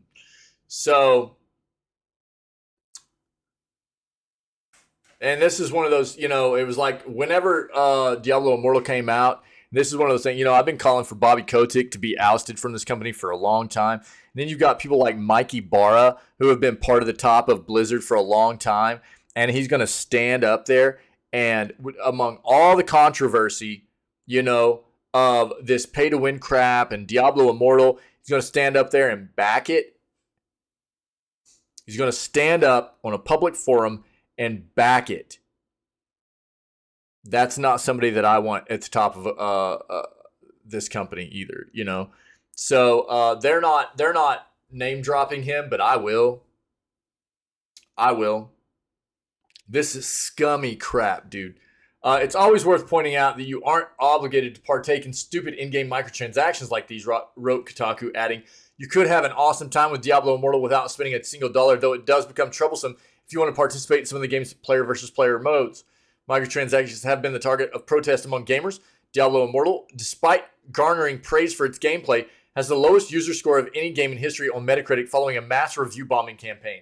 EA, another major games platform, was forced into removing microtransactions from its 2017 title Star Wars Battlefront 2 after outraged fans balked at the game's pay-to-win model. Developer Monolith Productions backtracked on microtransactions following similar outrage to its 2017 Lord of the Rings title, Middle-earth: Shadow of War.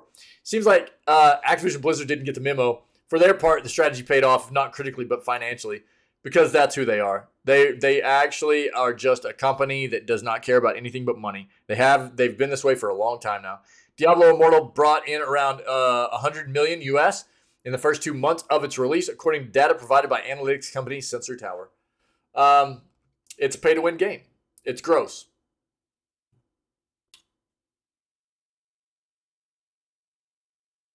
Yeah, it's gross. And, this is what they do with all their games, right? So, I don't know. Again, I know that there are a lot of people that are really, really scared and hesitant about what it would result in with Microsoft buying Activision Blizzard. But, dude, I actually think that Microsoft could do a good job about going in here and stripping down Activision Blizzard and turning it back into something decent. Not the Blizzard that we once knew, but something decent again.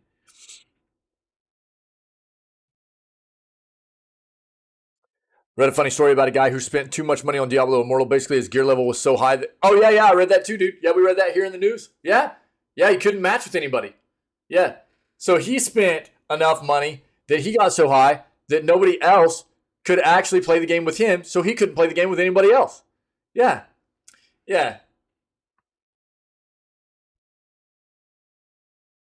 I mean, I don't feel for him. I don't think anybody should be going in and spending that much money in a game. It feels so stupid. I mean, a well is going to well, I guess. You know what I mean? Here's a question. Would you rather play a pay-to-win game or a game that requires 30 FPS to run correctly or cleanse your soul? Probably cleanse my soul. That sounds like a lot more fun. But this is what I'll tell you, dude. So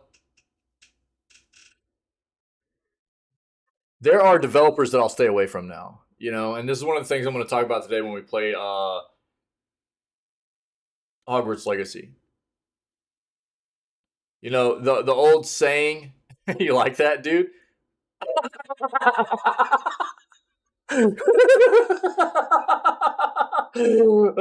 Dude. You know what I just find funny when we start talking about cleansing souls and stuff?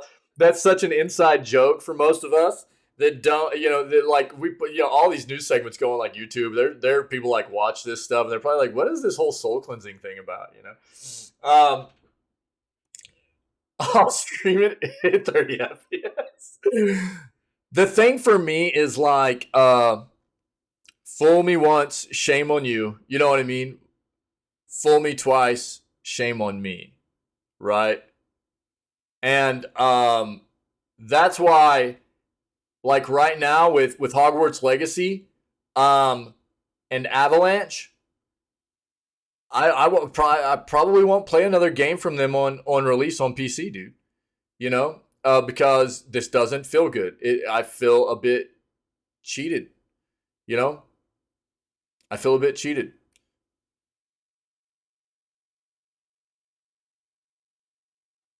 Wait, do what now? Do you think these are because you are playing on release date? What are because I'm playing on release date?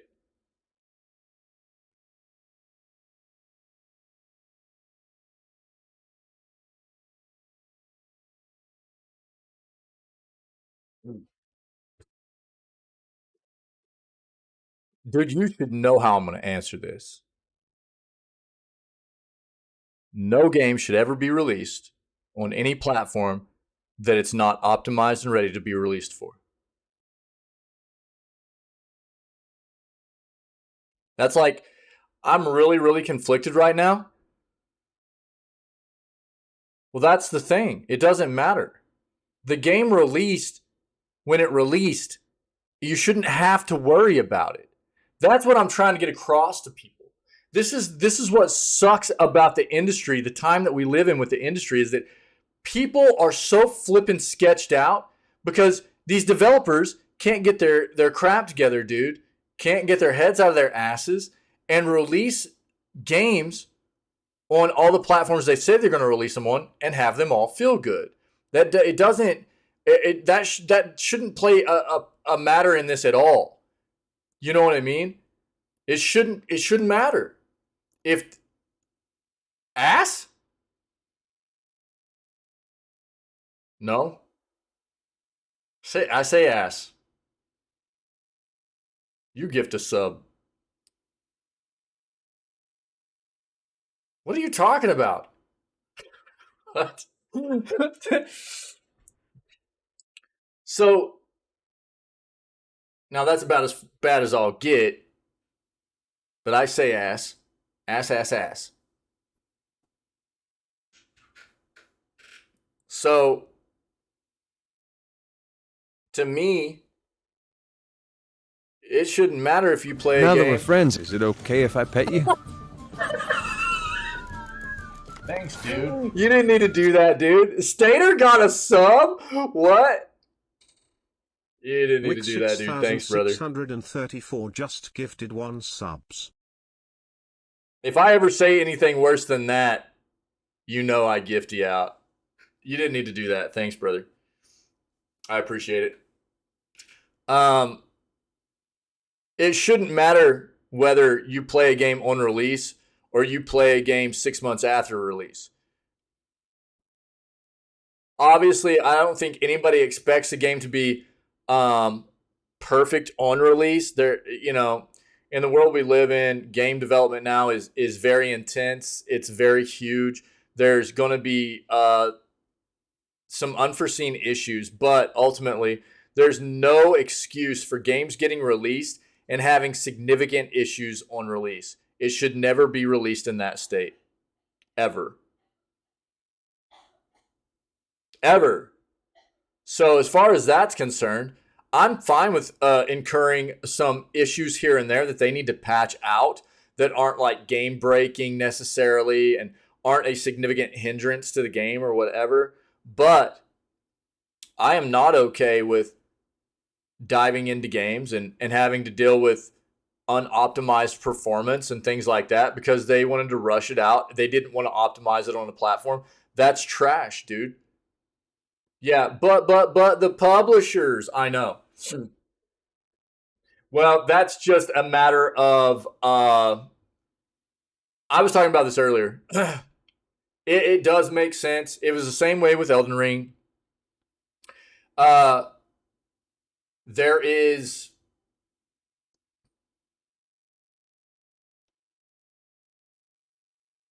always an amount of variability that's going to come along with all PC players because our hardware is always a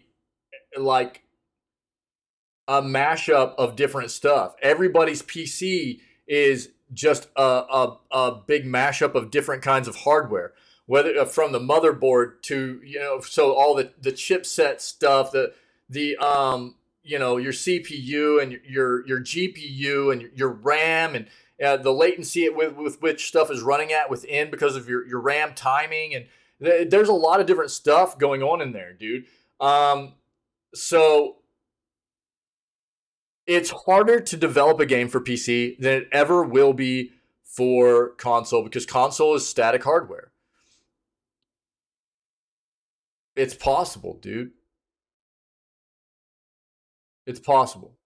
But the fact of the matter is they did not take their time. They didn't take their time. They didn't optimize the game for PC because you can see there are other games that release that feel great across PC as a whole. And then you get games like this and Elden Ring that come out and there are a few people that have an okay time with it. They don't have significant issues, but the majority of people on PC do have significant issues. Wait, do what? Wait, what? So, I mean, and again, going back to what I was saying, that's where I'm kind of conflicted right now because, dude, I love mech games. I love mech games. And right now, From Software is making Crisis Core, but I doubt that I'll probably play it on release because I want to play it on PC. But the last time I played a From Software game on release was Elden Ring, and it felt terrible. It was gross, dude. Apparently, it was very good on console, but I can tell you on PC, it was gross for me, dude. And I wasn't the only one. There were a lot of people on PC that had issues. So, again, fool me once, you know what I mean? But you're not going to fool me again, dude. Not until I've had at least some kind of history to show that you've improved your product on release over time and stuff like that. You've shown me some kind of historical,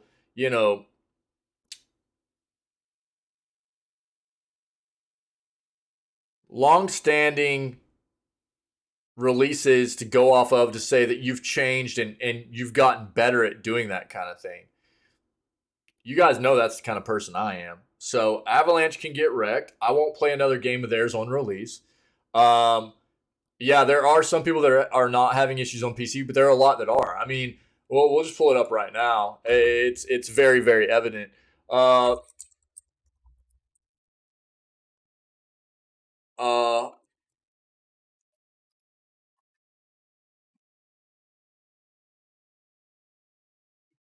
It's all over the place, dude. Crashing, stuttering, performance on PC issues, stuttering, lag, PC frame drops, frame rate drops and stuff. It's all over the place, dude. It's just there are a ton of people that are having issues, man. And there's going to be every time a game comes out that has these issues, it's like how to fix it. And a lot of that is like go update your GPU driver. Basically do a lot of what I did yesterday, which is like go through your settings, try different settings, see what works best for your PC. Because again, the thing that's different about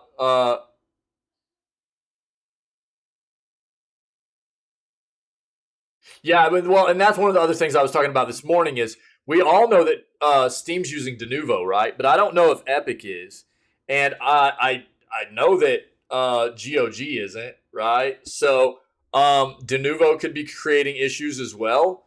And I have no idea how maybe somebody's performance on playing the game off of a platform like Epic could be in contrast to myself playing the game on Steam, right? No idea right now. But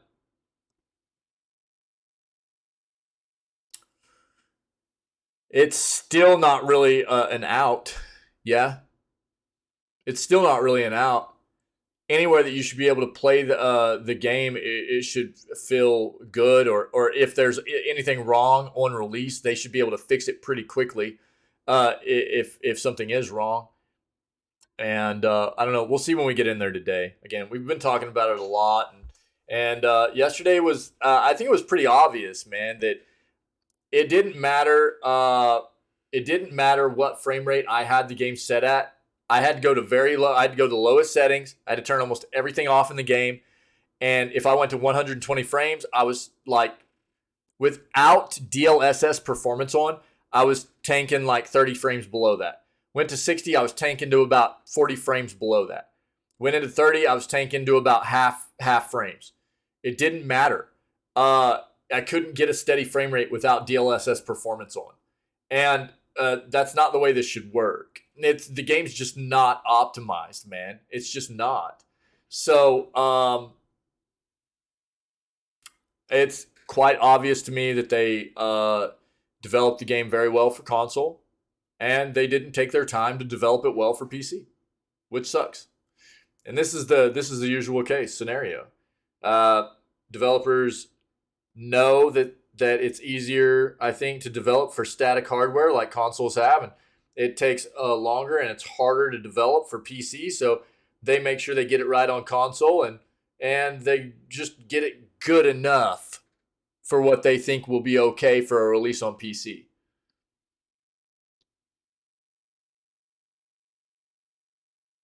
Oh yeah. Usually, you know, there can be little weird things like that. For games that have been out for a while, there'll be real weird things like the Xbox Game Bar stuff can mess a lot of things up. So I naturally have Xbox Game Bar just turned off on PC. Xbox Game Bar can make a lot of stuff wonky. There's real weird stuff like that can mess stuff up. But usually, if you're having an issue with a game that's been out for a while, you can find a pretty quick fix online. You know what I mean? But this is a different kind of situation. Oh, yeah. I just know there are a lot of games that have had issues with the Xbox Game Bar stuff in the past, so I just leave it off. Unless I need to use it for something, which I usually don't. RDR2 update is big news for or Red Dead Online players. RDR2 update has been released by Rockstar via PC, PS4, and Xbox One, with the first update to the game in 2023 and first since September of 2022. We don't know. While Rockstar has released the patch notes for the update, the patch notes in question don't divulge any information about the update or why it was released. That said, players have since figured it out. At the very least, fixes a major issue plaguing Red Dead Online players. Over on Twitter, Red Dead Net relays word that with the update installed, the long-standing bug that would softlock your game when you would visit a stable while playing on PC has finally been fixed. How long have people been dealing with this? Why this took so long to fix, we don't know, but it's finally been fixed. Below, you can check out the official patch notes, the update 1.31, as they are provided by Rockstar. In addition to this, you can also check out a video showing the aforementioned bug has been fixed. You know why? Because they don't really care about Red Dead Online. They really only care about Grand Theft Auto. They have for a long time. How to turn off game bar? It's just a Windows setting, dude. It's easy. Bizen, what's up, buddy? Oh, yeah, that's another thing, though, Ferret. That's like, dude, perfect example is the reason I have not played Final Fantasy VII Remake Integrate is because Square still hasn't fixed that game themselves. So I won't give them my money. Yeah. That's another prime example. Square is actually terrible at PC ports. They are gross about it. And their Final Fantasy VII Remake, when it got ported to PC, what was it? December of 2021? We were going to play it. And our buddy Tinwin let me know. He was like, hey, man, it's got some pretty bad performance stuff going on, so you might want to hold off. From what I understand, dude, they still haven't fixed it. They let the community mod a fix for it, and they just didn't ever worry about it, which is unacceptable to me. Well, you'll have to let me know. There is a mod out there for the community to fix stuff. Gosh, hold on, guys.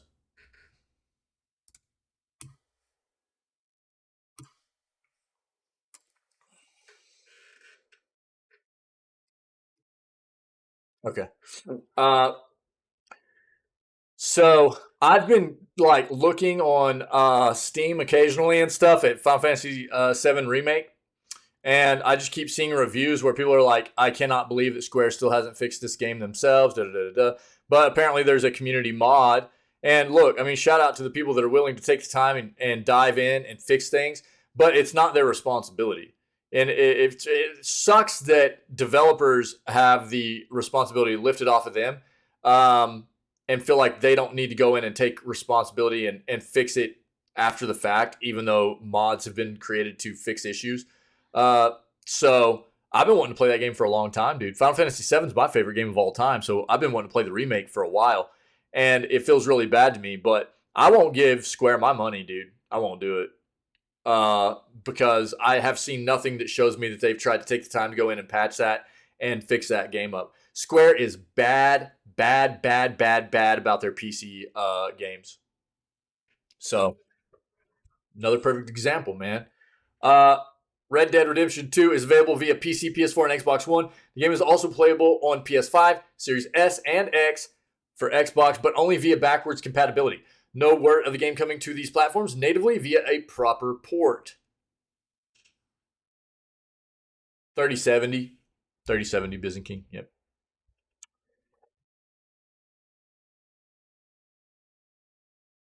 How are you, Byzantine? What's up, buddy? I might actually, I meant to do it this morning and I forgot. I need to go check and see if I might need to grab a new GPU driver. I might need to do that before we start gaming today, so I might have to take the stream down for just a second before we start gaming. I might need to download a new GPU driver. And so, look, I've been telling everybody this, okay? There are people that seem to not be having issues. There are a lot of people that are having issues, okay? This is the same thing that happened with Elden Ring. What it comes down to is that the game is not fully optimized for PC. I am really happy there are people out there that are not having issues. Yeah.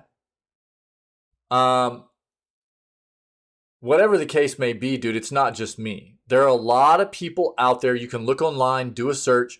I just did it just a moment ago. And there are reports out there all over the place about people having optimization, frame rate.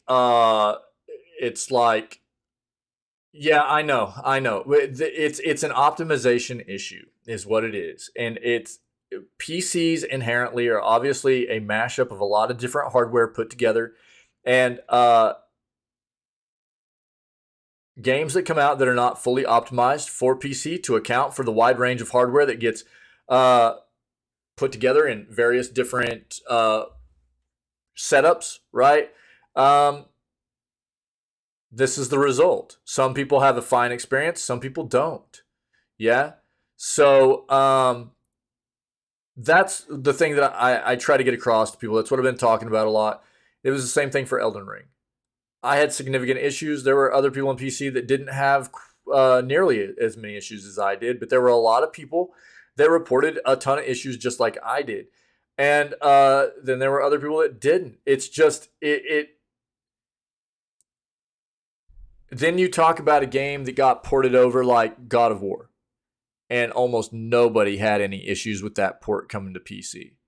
And that's a fine example of a game that got ported and optimized for PC very, very well, right? So there's a difference between a developer that took their time to get a game brought over to PC, optimized very well, and nobody really reported any kind of issues at all on any kind of hardware. And then you get a game that isn't optimized, and there will be people that don't have significant issues, and then there will be a lot of people that do. And that's your telltale sign right there that the developer did not take their time to do a good job in optimizing the game for the various different setups and hardware that the game would encounter for people to play on. So it's unfortunate. Yeah, I mean, we'll see how it goes today. I'm probably going to download a GPU and install it before we start playing, see if that helps at all.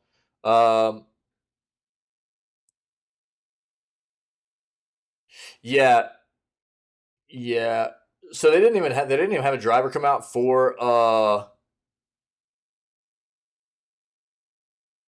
Hogwarts Legacy, really? Well, I'll check and see in a second. I'll have to check it. I don't even know what version I'm on right now. I updated mine here pretty recently. Let me see. Yeah, I mean, look, there's a reason why a big part of me playing this on release was to try and show people what they might be able to get themselves in for. I was prepared for the fact that I might end up dealing with some issues. Does it feel good? No, but I would rather me deal with it and be able to warn everybody else. There we go.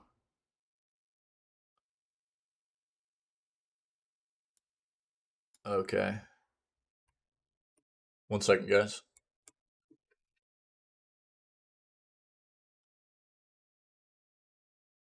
Yeah, it doesn't feel good ever when this happens, but it's just a lesson. I won't ever play another game on release or pre-order from Avalanche, that's for sure. You know? That's my lesson.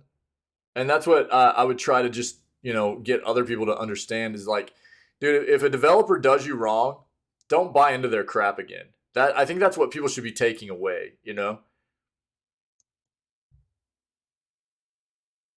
Oh, released today? Okay, good. Yeah, I'm looking right now, dude.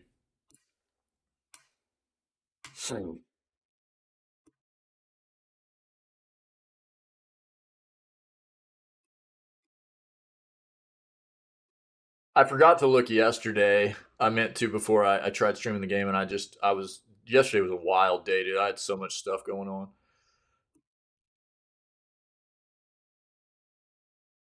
I meant to look this morning too, and I just forgot. Yeah, there's that guy. Yep, it did just release today. That's always scary to me, dude. Okay, yeah.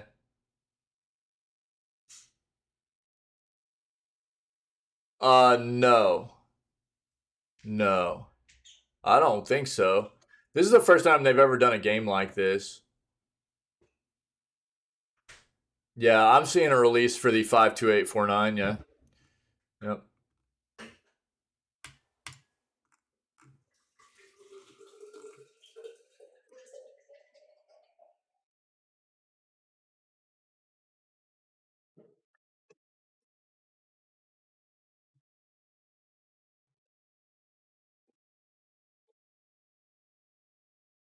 Oh. It doesn't actually note anything specifically for Hogwarts Legacy, though, in the release highlights. Let me see something. I'm on NVIDIA's site too, dude.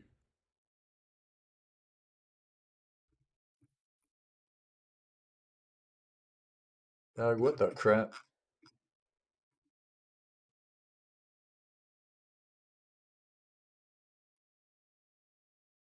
This is what I'm seeing. This is what I'm seeing right now. So the 528.49 is just talking about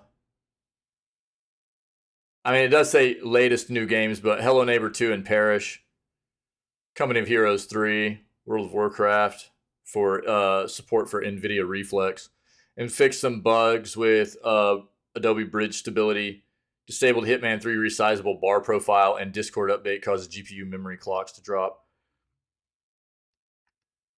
Normally, if a notable game comes out, and they have a specific driver that's going to help things, then they'll note it right here. But there's also some more deep notes that you can find. I don't even use GeForce Experience, guys. I don't like that software. That's not my jam. If I just always go on their site and look for a new driver update. I don't like GeForce Experience. I don't like that software. This is what I always do. If you need this site,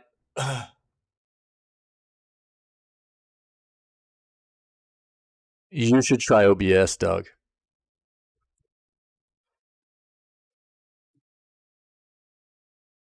There's a link to the new driver for NVIDIA, and it should it says the supported products down here too. So if you need it, it shows you all the supported GPUs underneath it. I have to teach you. It's really not that hard. It's really not that hard, dude. But it's not just good software. It's free software, and it's not just good for live streaming. It's really good for just like recording and stuff like that too. So I don't know. For me, GeForce Experience is just bloat software. I don't need anything in it, so I don't use it. It's just bloat software. I don't. There's nothing in that software that I need. That's why I don't use it. I mean, if there's some kind of utility of having it that you guys find useful, then cool, man. That's awesome. It would just be bloat software for me. There's nothing in it that I need. It would just be taking up.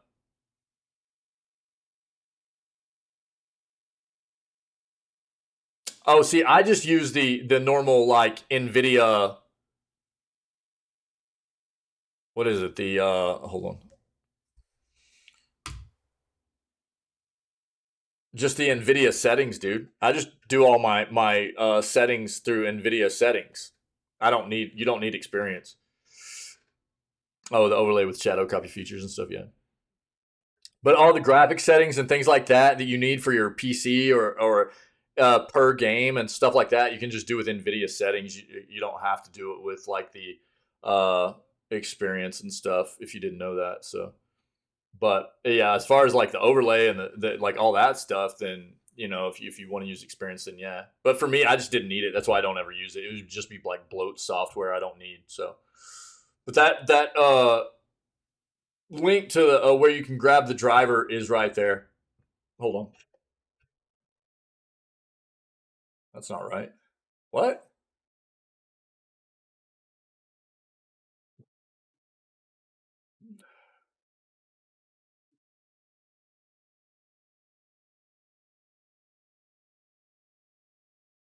Okay. Yeah. Cool. Let's keep moving. Long news segment today. Sorry, guys. Let's keep going. But we're gonna have a long day today, by the way, too. So we're gonna be streaming like probably till close to 5 o'clock today. So it'll be a long day. League of Legends patch 13.3 will make giving up easier. Umbreal Glaive and Radiant Virtue will also be nerfed. Yeah, dude, yeah. Yeah. So we just found out, we're going to talk about it in just a moment, but there's a Nintendo Direct today, dude. It just got announced. Nintendo Direct will start at 4 o'clock our time. So we're gonna game all the way till 4 CST, and then we're gonna watch a Nintendo Direct, which should last roughly 40 to 45 minutes, and then we'll call it. Yeah. So it'll be a long day. Riot Games has shared the patch notes for League of Legends upcoming 3.3 update. However, the release of the patch is still being worked out after Riot Games was the victim of a social engineering attack last month. Yeah.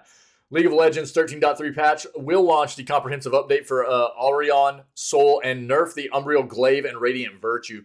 Umbriel Glaive is currently much too effective at choking out enemy vision for assassins, supports, and marksman supports. Reads the patch notes. We do think this item deserves a spot on the roster, though. So we're reducing its uptime and in general ability to devastate enemy traps and vision. As for the Radiant Virtue, devs believe it's currently overpowered, yet its strength isn't really appreciable due to how unclear the item's best points are. So they're making Radiant Virtue's upsides more apparent and impactful while removing some of the extraneous power that is pushing this item a bit too far. Elsewhere in the latest update to League of Legends, devs have given Ahri a fluffier tail, buffed a few straggling melee supports, and introduced a range of bug fixes. Check out the full patch notes here. I'll link this for you guys. Oh, long stream. Yes. Riot Games has also made it easier to lose a match by introducing the ability to surrender 15 minutes into the game if 4 of the 5 players agree. League of Legends 13.2 patch was due for release January 24th, but was delayed after Riot suffered a social engineering attack. The bigger features from that patch were eventually delayed to the 13.3 patch, which doesn't currently have a release date. We're working to bounce back from the social engineering attack, but unfortunately patch 13.3 will be delayed, said Riot. We'll post details once we have a good understanding of when we'll be able to roll out the patch. We apologize for the inconvenience. Want to thank you for your patience as we work through these unprecedented circumstances. In other news, Fire Access has launched. Yep, we just talked about that. Blah. Here. If you need the patch notes, the link is in here. Okay, there you go. Diablo 4's open beta might be real soon. We've already kind of heard this, but the game's producer says an announcement is on the way. Spicy. When Blizzard set Diablo 4's release date to June 6th, it also announced that you would be getting an open beta. Right now, you can't sign up for it anywhere, but if you pre-order the game, you're promised early access.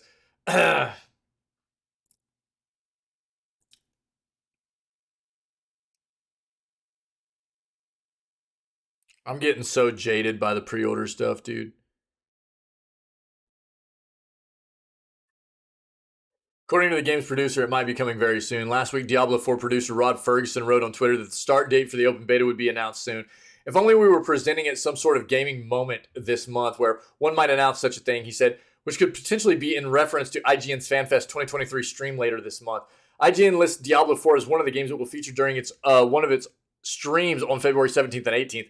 Neither Blizzard or the Diablo social media accounts have said to expect any announcements this month, but given Ferguson's comment and Diablo 4's impending release date, this seems like the right time to drop a date, whether it's at IGN's event or another one. Diablo 4 has already gone through a Blizzard Friends and Family alpha test and another wider playtest that both resulted in several minutes of leaked footage, and it's also invited Diablo diehards to an in-game beta test last September. I played through the game's first area last year and can confirm that it definitely looks and plays like Diablo. The open world structure doesn't actually feel that different from Diablo 3, but Blizzard has said the full game will let you travel across its big map.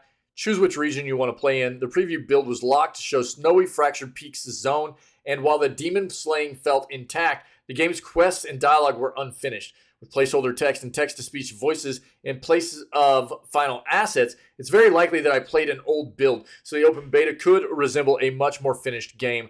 Compared to Diablo 3, Diablo 4 plans to look a lot more like a live service game. It will require you to play online and will bring in other players to aid you in its open world events. It won't be free to play, but will include a battle pass.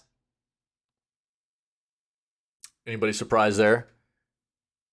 Let's just make it a mobile game, Blizzard. Cool. Tied to its in-game seasonal content, which will start after the game's launch. All of this will probably take considerable playtesting to get it right. It's common for Blizzard to run multiple betas in the run-up to its releases.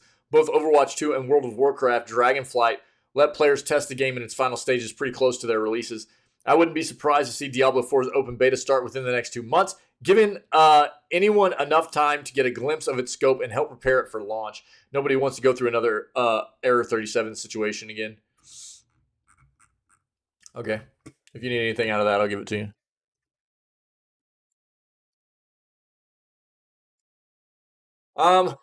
Legend of Zelda Tears of the Kingdom will be more expensive than you thought. Tears of the Kingdom is slated to release on Nintendo Switch on May 12th. When it does, it seems the game will cost a bit more than most games on the system.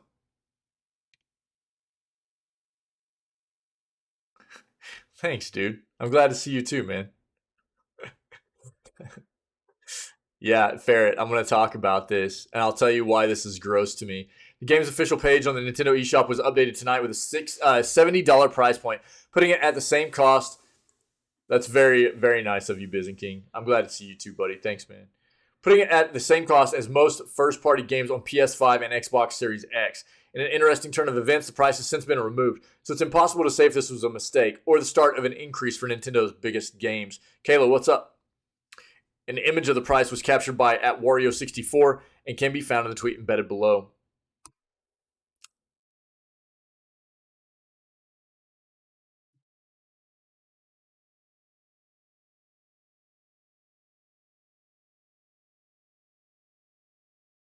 Over the last few years, $70 video games have been the source of a lot of controversy throughout the video game industry. While the cost of game development has been steadily increasing for the last 2 decades, the MSRP for games has mostly remained the same. In fact, the price has actually gone down when compared to what games retailed for in the 90s. Despite this, gamers still haven't been too happy with the change. Many have elected to wait for price drops. Notably, first-party games in the Nintendo Switch era have not seen significant drops, so fans won't really have that option.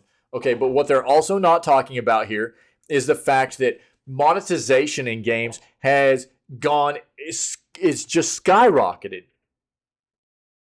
So while the price of games might not have changed much off of what you pay initially, it's everything else that you're paying for in games nowadays that they're not talking about.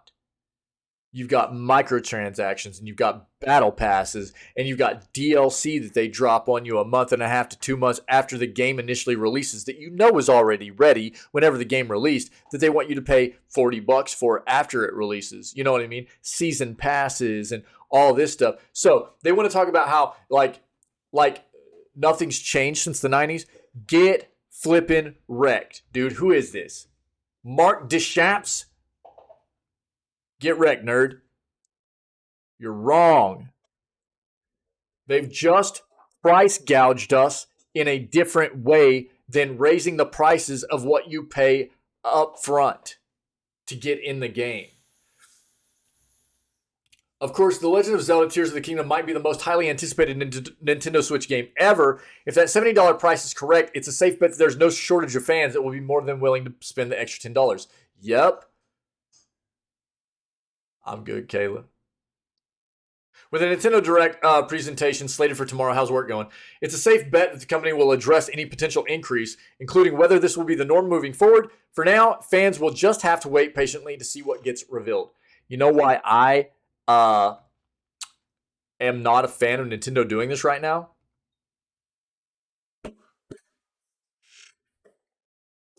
Because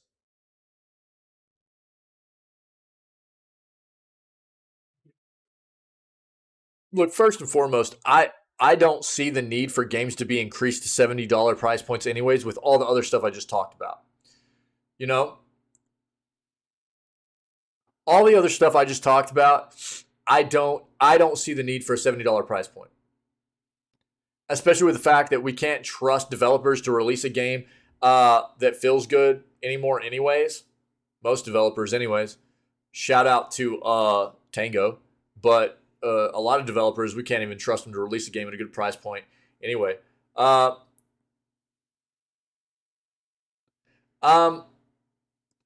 I just think it's a scummy way to do things, Byzantine. You know? I mean, look, dude. You take a game. There are developers that do it well, and I'll give you a prime example of a developer that did a horrible job at releasing a game, which is No Man's Sky.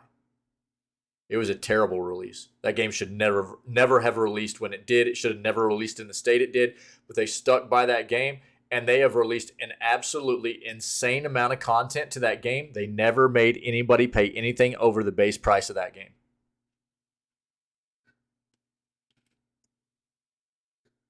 They have released an incredibly massive, insane amount of content for that game year over year, and nobody has ever had to pay anything more for it other than just buying the base game.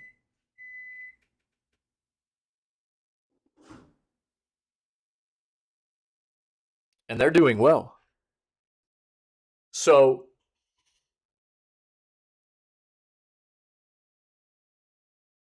I mean, there are examples out there of why does it need to be this way? Let's turn it around.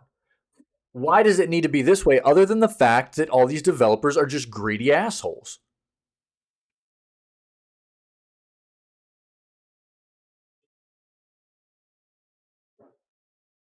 Like, I know a business needs to make money, but if you think these businesses aren't making a ton of money already anyways, most of them anyways, you're out of your mind. There's a ton of money being made by these top companies, man. But they just keep doing this stuff to us. And I'm not saying that there isn't there isn't a good place for like what here's the thing. You get a game that there's been it's very cloudy nowadays when you talk about DLC, right? DLC stands for a lot of different stuff nowadays. And they are, Bizen. I agree. And I'll give you a prime example of DLC that I feel like is absolutely worth paying for, which is DLC that is actually what it used to always be referred to as more of an expansion for a game, right? So you take a game like The Witcher 3 and you take some amazing content that was made as DLC for the game in Heart of Stone and Blood and Wine. Dude, those are some of the best DLCs that I have ever played for a game. It's extremely extensive content, especially Blood and Wine. Heart of Stone wasn't super long, but Heart of Stone had my favorite part of Witcher 3 in it, which was the wedding at the farm and everything. Dude, it was so good. But Blood and Wine and Heart of Stone were amazing pieces of content that were added in as payable DLC. It was actually, they were more like expansions. They called them DLC because that's what everything gets labeled as nowadays. But I think there's appropriate times.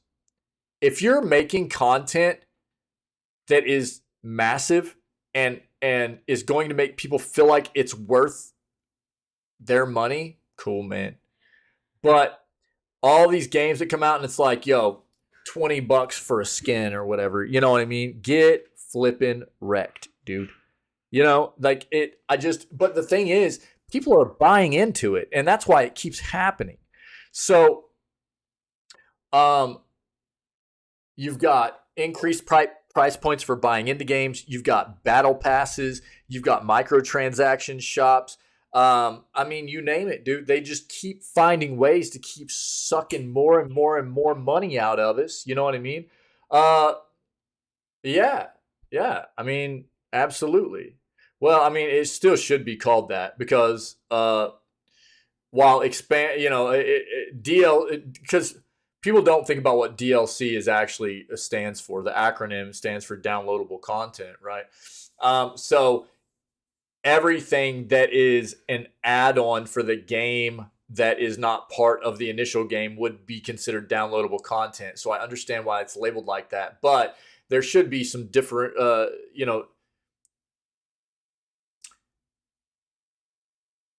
they should differentiate between what is like maybe just small DLC content and actual like expansion type content DLC. You know what I mean? Instead of everything just getting chunked under the DLC label.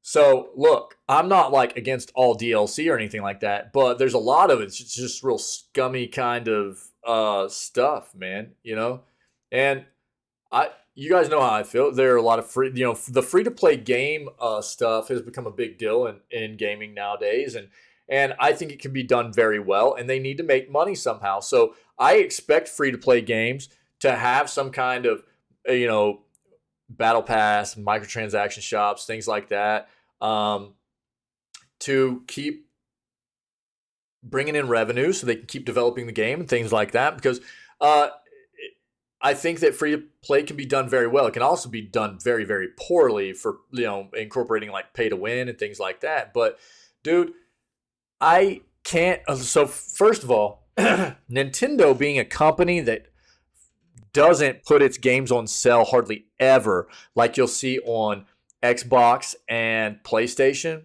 That's the first thing here, okay? Nintendo already doesn't hardly ever put its games on sale for consumers. So not only are you more normally going to be paying still $60 for Breath of the Wild, which came out in 2018, we're talking 5 years, where dude, a 5-year-old game on like Xbox or PlayStation, you're going to be paying like maybe a quarter of what it was worth when what it cost when it first came out. The Nintendo's games always hold up to its normal release price point. Not only that, but they're going to make you pay $70 now for games on a console that is over 6 years old, and we don't know even when we're getting a new console for Nintendo. And we don't know if the new console coming to Nintendo is going to be backwards compatible.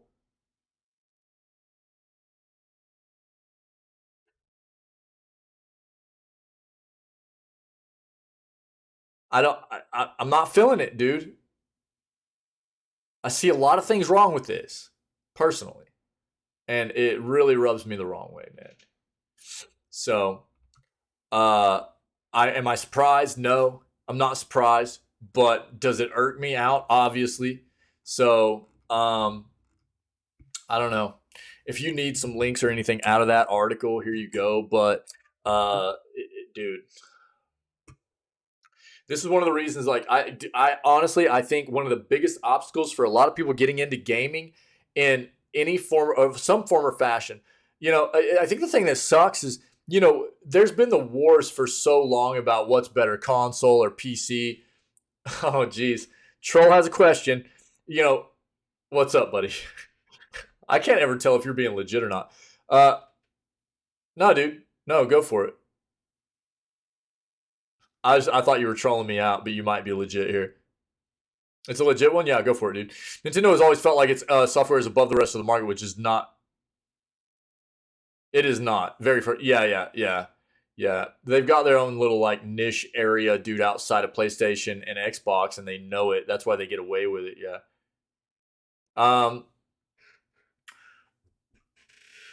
So I think the thing that sucks is I think a lot of people would be more apt to dive into other areas of gaming, like whether it be another console or a PC, from console to PC or vice versa, PC to console, stuff like that, if price wasn't such an obstacle. You know what I mean? But it is. And it just keeps getting worse and worse with, whether you talk about all the things that I just addressed, right? Just a second, Wick. I got you, brother. And ultimately, for me, man, I want as many people to get into gaming as possible because it's the world that I love, and I want people to enjoy it. I want people to experience as much of the world of gaming that it has to offer to everybody across all platforms. But it's hard for people. It's hard for people because I honestly think the biggest obstacle to it is cost, man. That's why I promote sales all the time. I promote free software, things like that, because it just keeps getting worse and worse, man. So, I don't know, man. It's rough. If you aren't streaming the game, Think it would be as glitchy? Yes, I do. Yep.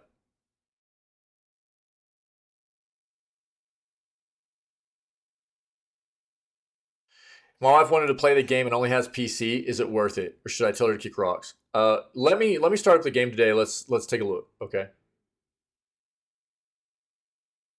I don't want to get it for her and have her not be able to play because she'd be on her PC. Yeah.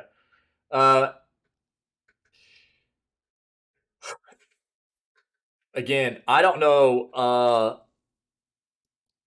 I've heard there are people that are having an okay time on PC. And there are a lot of people that are having issues on PC. And it's going to vary for people across different kinds of hardware and stuff. I think it's also going to differ across what platform you're playing it on PC.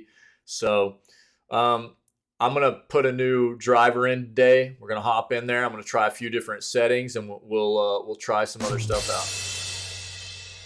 Yeah.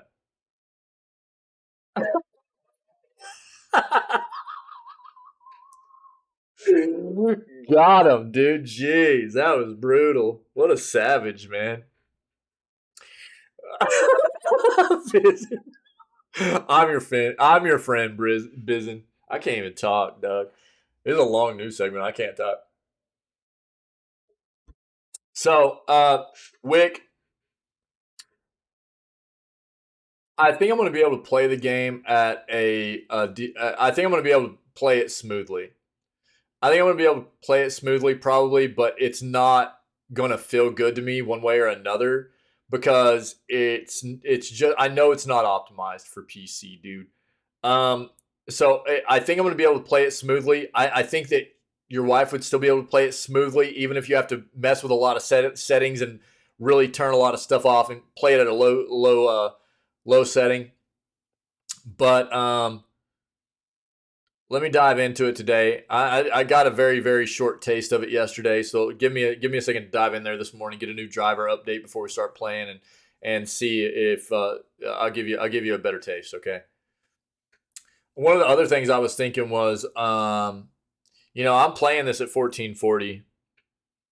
I might need to downgrade it to like an HD, like a 1080p, and see if that helps out at all too. We got things that I haven't tried yet. My main monitor is 1440, and I run everything at 1440p. So, the thing that sucks is I shouldn't have to. You know what I mean? Let's get through the news. We'll get into the game. I'll show everybody, and we'll mess around with some settings again, and we'll get it figured out. Okay. Buy Dead Space. Buy Dead Space. Get another new release for 50% off at Amazon. Eligible games include Callisto Protocol, Forspoken, One Piece Odyssey, and more. But, Wick, to answer your question, no, I don't think it's an issue of me streaming the game at all.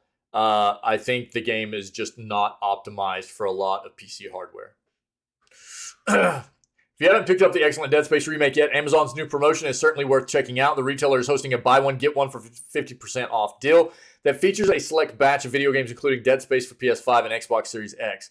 You simply add 2 eligible items to your cart, and the lower priced product will adjust to 50% off its advertised price.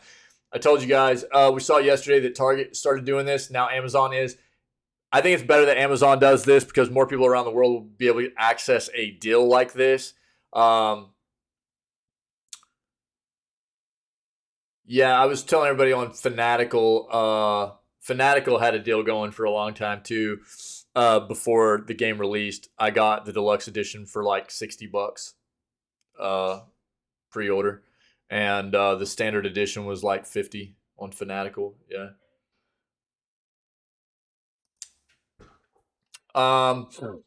Though the list of games isn't extensive, there are some intriguing options. You could keep your survival horror fun going by pairing Dead Space with Callisto Protocol, which has not been well reviewed. A game that was inspired by the Dead Space franchise. Callisto Protocol received mixed reviews when it launched in December, but securing a copy for $35, I wouldn't say is a nice deal. It could be if you're really, really interested in playing that game, but it was not well reviewed. Similarly, the recent released Square Enix role-playing game Forspoken, which also did not get reviewed well. Wide range of critical responses. 50% off deal might be appealing to those who are curious to try it while limiting their investment. Yeah. Promotion also features a bunch of well-received games that aren't necessarily brand new releases. Lego Star Wars Skywalker Saga Returnal Shredder's Revenge. Stray, Psychonauts 2. We've compiled a list of the game highlights on Amazon's sale below. It's worth noting that this is a mix and match offer, which means you can pick products from any category. You can buy Dead Space and snag a book like this awesome Legend of Zelda art book for 50% off. Make sure you check out the sale page at Amazon for the full promotion details. They list a bunch of the games and stuff here. So take a look. All right. Might be able to find a good deal there. Talk about bullying people for playing Hogwarts Legacy. The big news around it is one cisgender streamer getting upset, which reveals the layers of bias around reporting on this game.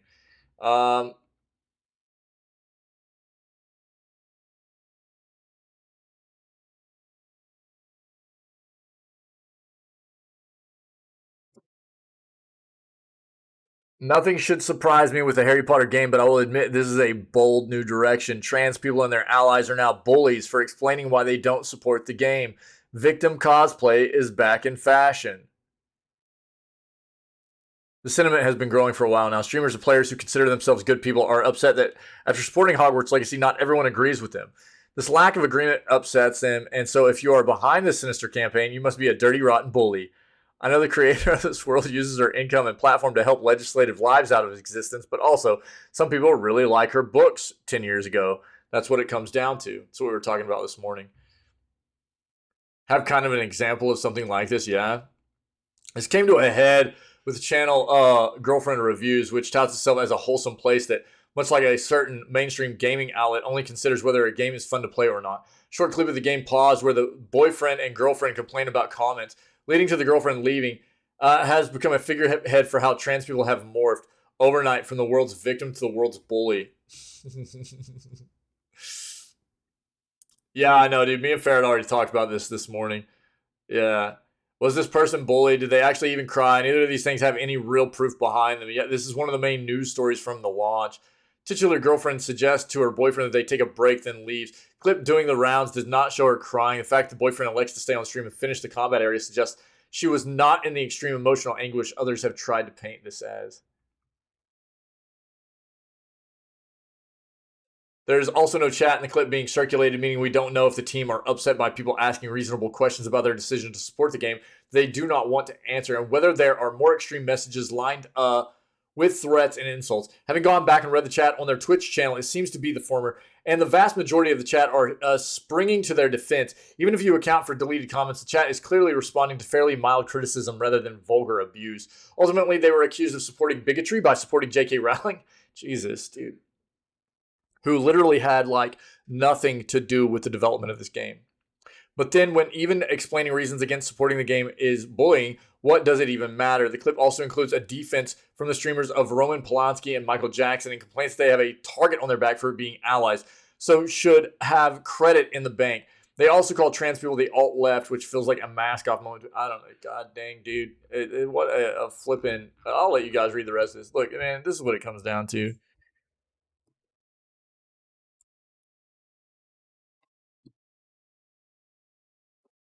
I don't agree with J.K. Rowling, but just like Kayla said this morning, this is a universe. These books and these stories and everything are something that are a big part of something for her that got her through a tough time, and I can guarantee you that's something that this universe and these stories and books and have been for many, many, many other people too. So it's not just cut and dry, dude, okay?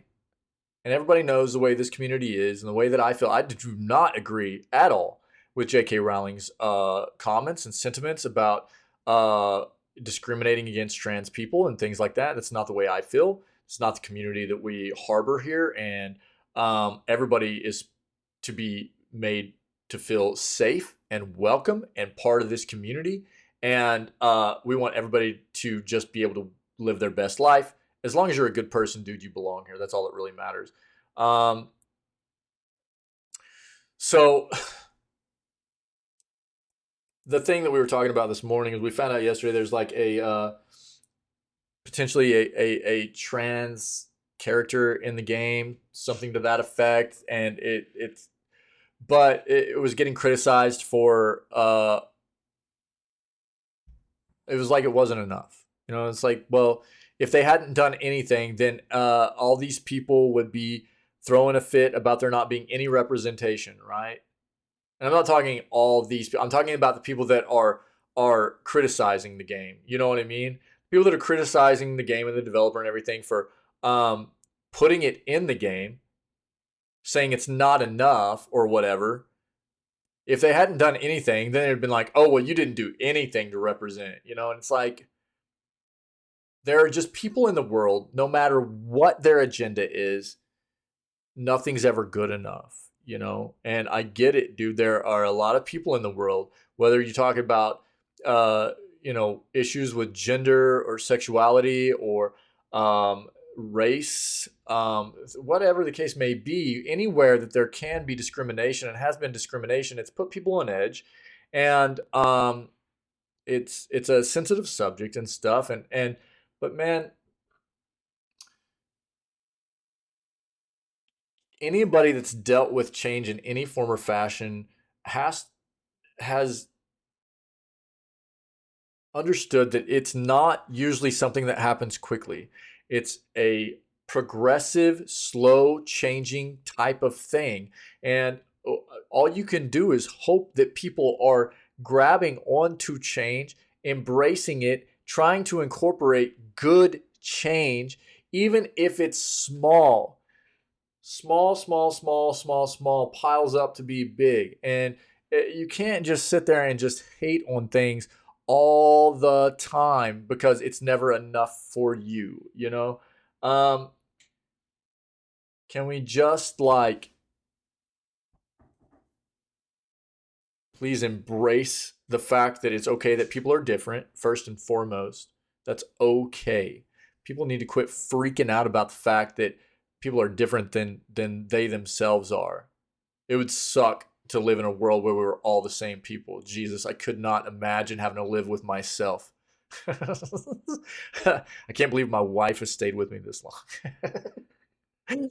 But seriously, dude, can we just relish and enjoy the fact that we're all unique people and there are great things about that, and also just try to enjoy the fact that we're progressing, even if it is slow sometimes. Progression's good, and quit trying to just exude so much hate and disdain for the fact that it seems like there's so many people in the world that it's just never good enough. It's never fast enough. Sometimes change is slow, and sometimes it takes time, as much as that might suck. You know what I mean? But it's just the way it is, man. So I don't know, I'm not going to read the rest of this, dude. We've talked enough about this stuff, and you guys can read the rest. I'm kind of just fed up with it at this point, man. People just are so closed off to being open and understanding of one another's situations and everything. And it's like, if you play the game, then you hate trans people. It's like, dude, it's not that cut and dry. It's not that black and white, dude. There's a lot of gray area to this, and people just need to, chill out a little bit, open their minds, and be a little bit more understanding of everybody's own unique situation, dude. Good, Kayla. I'm glad. Toxic gaming tackled by Ubisoft's unique police alert system. Rape jokes, racism, bullying. If you've picked up a controller and scrolled a mouse to dabble in some online gaming, then you likely come across plenty. The gaming industry, like others where people interact online, has been trying to figure out how to get to grips with behavior like this for years. Ubisoft, makers of major franchises like Assassin's Creed and Rainbow Six, has now signed a first-of-its-kind deal with police to try and tackle the issue for its players. The hope is for this agreement to start a conversation within the industry and see others follow suit. Working with police.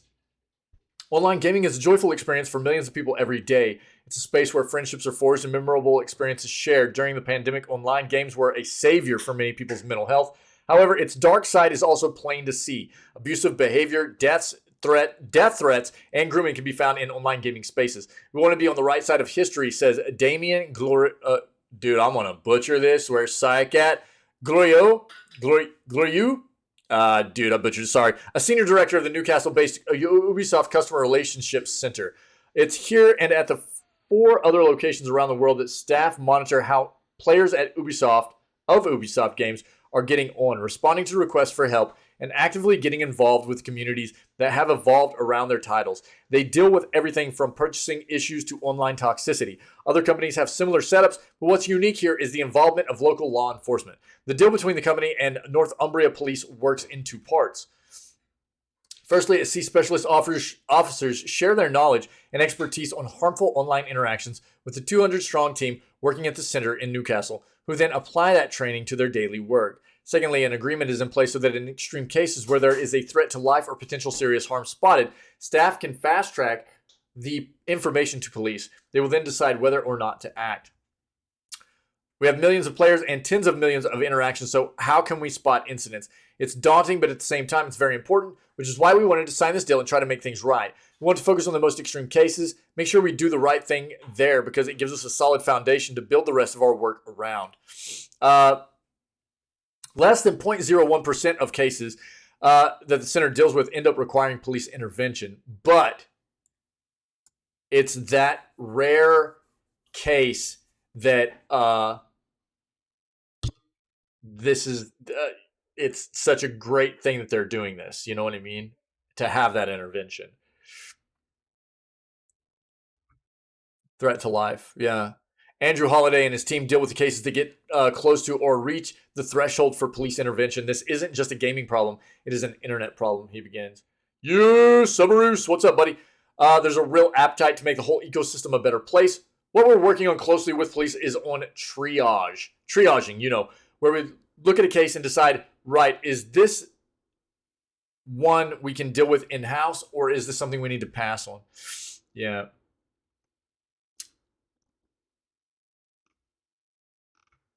This is a pretty lengthy article, but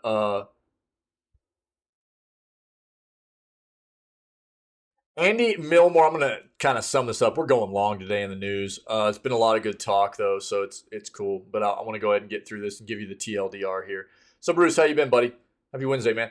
Andy Milmore is the player experience director at the center and says that when it comes to online behavior, making people feel safe and secure is their #1 goal. That is great. Toxicity takes a lot of different shapes, he says. The important thing for us is when you're at home trying to have a good time and relax, our aim is to make sure that you're doing it in a safe environment. When someone wants entertainment, they've got a whole host of things they can do. And if you had a bad experience, if someone's giving you a bad time online, you're just going to go to one of the other options. However, Ubisoft is not alone. With the cost of living crisis likely impacting more gaming companies in the coming months, may be another reason why more people in the industry take an interest in how this partnership works and develops. No one who works in this field expects a quick fix to a problem that has plagued online life since its inception. But here is one company's attempt to make games joyous every time people press play. We're seeing a lot more big developers do things like this, which is great. I try to advocate for people all the time. The work thing, brother. Cool, man. You keep grinding, my friend. Keep grinding. It's good to see you, man. I advocate for people all the time. I don't see anything wrong with competitive banter in gaming. I think it's actually good. I think there's nothing wrong with competitive banter. I think it promotes healthy competition. But quite often what you'll find is there are people that can't stick to nice competitive banter and they lose their crap and they get into really, really toxic behavior. They'll get into toxic speech. They'll start discriminating. They'll start prompting people for self-harm, things like that. It gets really, really gross really, really fast because there's just a lot of people out there that lose their heads, dude. They don't know how to deal with healthy competitive gaming banter without just losing their crap. And it's those individuals that cross the line and start using hate speech and self-harm talk and stuff like that that should not be allowed to continue gaming in these environments. Because again, a lot of what gaming is for us is a release. It's a way for us to immerse ourselves into a fun experience outside of what day-to-day life has to offer. And it's good to see these big developers take on these kinds of roles. PlayStation Plus free games for February are now available. Guys, we've already kind of hit on this, but Ollie Ollie World, Mafia Definitive Edition, Evil Dead the Game, which is incorporating a Battle Royale system in the game now too, and Destiny 2 Beyond Light, okay? If you need more out of that, here you go. A lot of people... Dude, you're right. Where's Cash at? Dude, that was perfect, Bizen. Nice burn, dude. All right. That link's there for you guys. Here's the last thing, dude. We're going to watch Nintendo Direct today because, dude, I've been telling everybody for a month now. There's been rumors of a Nintendo Direct coming our way, and we haven't been able to find out anything about it. Nintendo is actually terrible about releasing info on when they're going to do their Nintendo Directs until virtually like a day before. It's stupid. All the time, dude, this happens. Oh, that's funny, man. Today's Nintendo Direct will focus on games launching in the first half of this year, apparently, okay? A new Nintendo Direct is scheduled to broadcast today, February 8th, meaning fans will be treated to a number of reveals for games launching on the Switch this year. To catch every announcement live, here's when and how to watch the Nintendo Direct. Today's Nintendo Direct will take place at 10 p.m. GMT, 11 p.m. CEST, and 2 p.m. PST. When the live stream begins, it can be viewed through Nintendo's website or the embedded video below. You can see right here, 2 p.m. Pacific, 5 p.m. Eastern, which is 4 p.m. our time for the channel. So we're just going to game up until 4 p.m. Right before 4 p.m., probably about 10 till or something. I'll shut it down. We'll take a quick break. The gaming content, and then we'll watch Nintendo Direct, finish the day, okay? For those who are unable to watch the live stream, you can catch up on the Direct after the broadcast by checking the VODs, but we will watch it live here. I'm sure we'll get some recap of it tomorrow in the news. That usually happens, but we'll watch it live today, okay? As for what fans can expect from the Nintendo Direct, Nintendo teased yesterday that it will feature roughly 40 minutes of information mostly focused on Nintendo Switch games launching in the first half of 2023. While we'll have to wait to see which games make an appearance, there are a number of games that should make an appearance. Obviously, Tears of the Kingdom, likely to land a slot ahead of its May release date. Yes. Though Advance Wars 1 and 2 Reboot Camp was delayed last year due to the war in Ukraine, a number of retailers have started to list the game again. While this could be a coincidence, the timing suggests that that a new release date for the Intelligent Systems strategy game could be revealed tonight. Elsewhere, a number of games launching in coming months, including Octopath Traveler 2, Bayonetta Origins, and Minecraft Legends, could also make an appearance at the Direct. Yeah. So, we'll hit it today, okay? We're going to hit it today. Again, we got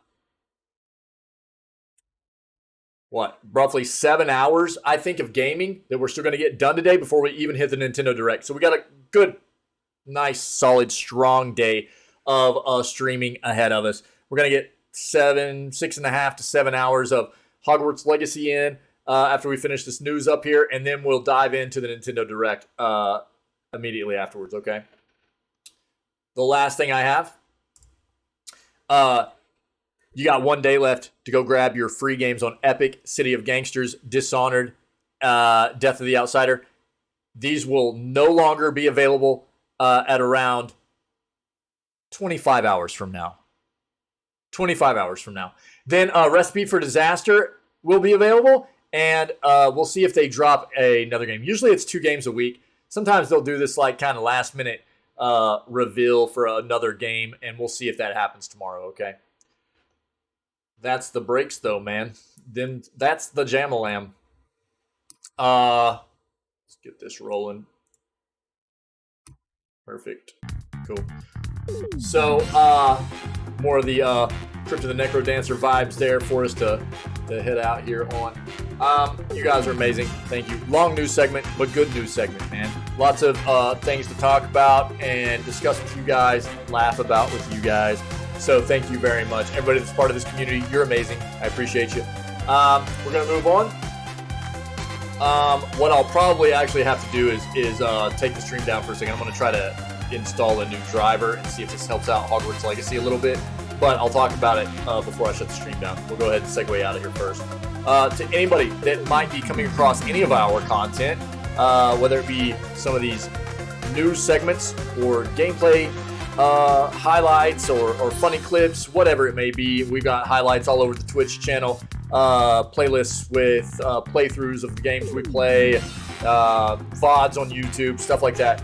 If you're enjoying the content, try to come hang out with us when we go live at 6 o'clock a.m. CST, when we start all of our streams off with video gaming news. Then we move on for another, I don't know, roughly 6 hours every single day of playing games. And we just have a good time, hang out, laugh a lot, and we would love to have you come hang out with us. So other than that, stay healthy, stay safe, be kind to one another, and we will catch everybody tomorrow for what will be February 9th edition of Video Gaming News and Day 3 of Hogwarts Legacy, hopefully performing better than it did yesterday.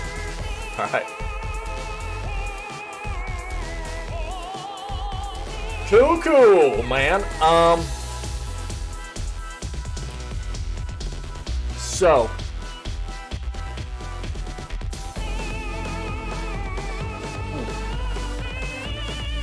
yes, I do have a new driver to download.